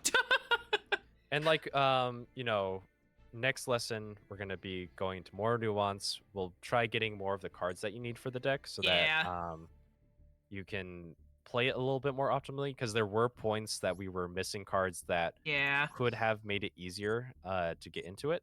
Yeah. So for right now, it's one of those things that I think you did a really good job. Thank you. Thank you for being such a good teacher. I'm excited for the next one.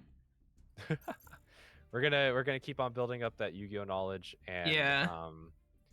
you know, I think that if you do play off stream, Yeah. try keeping note of anything that you might get like either confused on or Yeah. stuff that is feeling frustrating, and like just make note of those things and let me know, and Yeah. I will try to address that in the upcoming stream.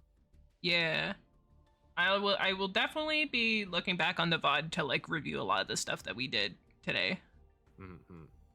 Making sure I get everything in my notes.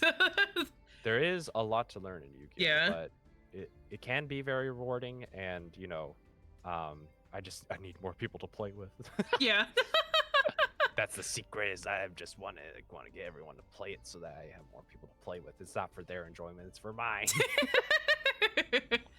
and genuinely, I think the biggest thing that has helped is like like the analogies of like, oh yeah, long distance girlfriends missing each other. Like that kind of like analogy makes so much more sense in my brain than just like trying to think of all the technical shit. So like that definitely is like something I would love more of. Oh, I could definitely give more analogies. Like seriously, like that's how I process some of the stuff in this game before I like internalize it, is like a lot of ways cards work are actually designed intentionally to be themed in a certain way. Yeah. And like I joke that like they're trying to, it's like they're holding hands, they're long distance or whatever. Yeah. But it kind of is true that the way that they're designed is that they're partners, so that they need each other in order to actually do something. Yeah. So like a lot of cards kind of work in that way. So it's just very interesting that like when you become more familiar with the technical way that this game works, the more you realize that the way the cards are designed do kind of give a hint as to like what the theming is. Yeah. It's very interesting. Yeah. Oh, that was really, really fun. That was like so much better than me like ever trying to just like tough it out a load and try and just like cram stuff into my brain. It's rough. Like the game doesn't, it by itself does not do a good job, and it could do so much better. Yeah. Okay. Well, I definitely want to do this again soon, so we should definitely plan out for the next one. Yeah, Hell yeah. I like this a lot, and like I'm excited to like teach anyone and like try to get more people into it that are like that do have that interest, and like just feel like there's like a little bit of a barrier of entry. I feel like there's definitely ways to make it easier for people. So if I can like have these lessons be something that people can refer to be like, oh hey, like I feel like I learned a little bit more about how to get into this game, that would make me the happiest. Yeah, and Chad, I hope you're also taking notes too if you also want to learn. Okay, let me move us over to the just chatting screen. Heck yeah. Where did you go? Oh, there you go. Oh, you're so big. Oh, so big and powerful. Here. You're right here. This will make it look like your legs are super, super long and you're actually almost as tall as me. Yeah, that's right. You're standing in front of me like, they said no pickles. Pickles. Okay, out of here.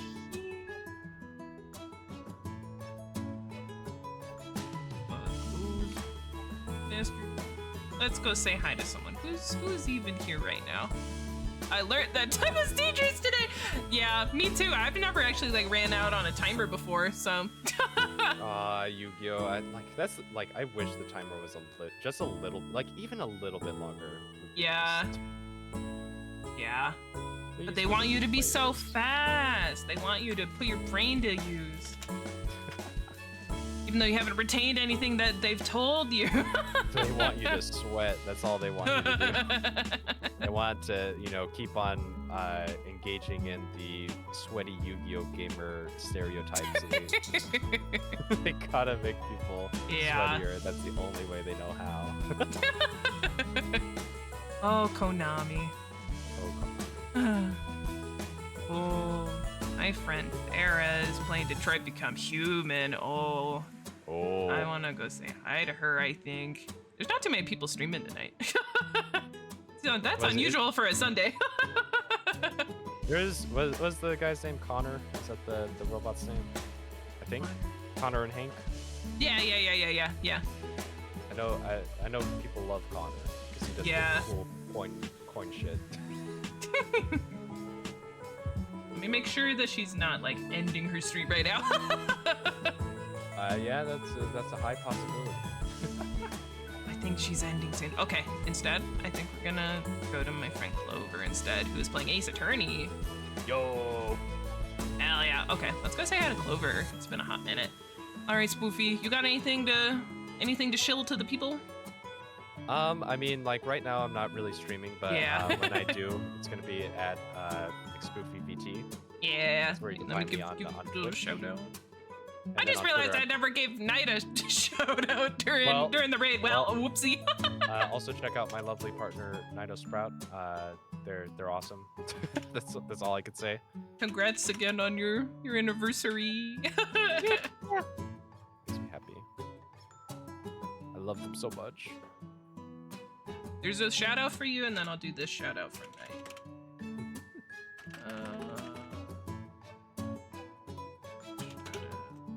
I mean, you most commonly can find me just like in other people's places. Yeah. For right now, while things are the way they are, you'll probably find me at other people's places. But like when I do get back, and I do really want to. That's when you can find me. Yeah. Well, thank you again. I appreciate you. No problem. Okay, here's the raid message. You guys know the drill. I'll be back on Thursday. Thursday. Playing more Mamiya again, finally. Yippee! Yippee. Okay, guys, let's go say hi to Clover. Oh, what window am I on? Here we go. Okay. I will see you guys later. Goodbye, gamers. Have a good start to your week.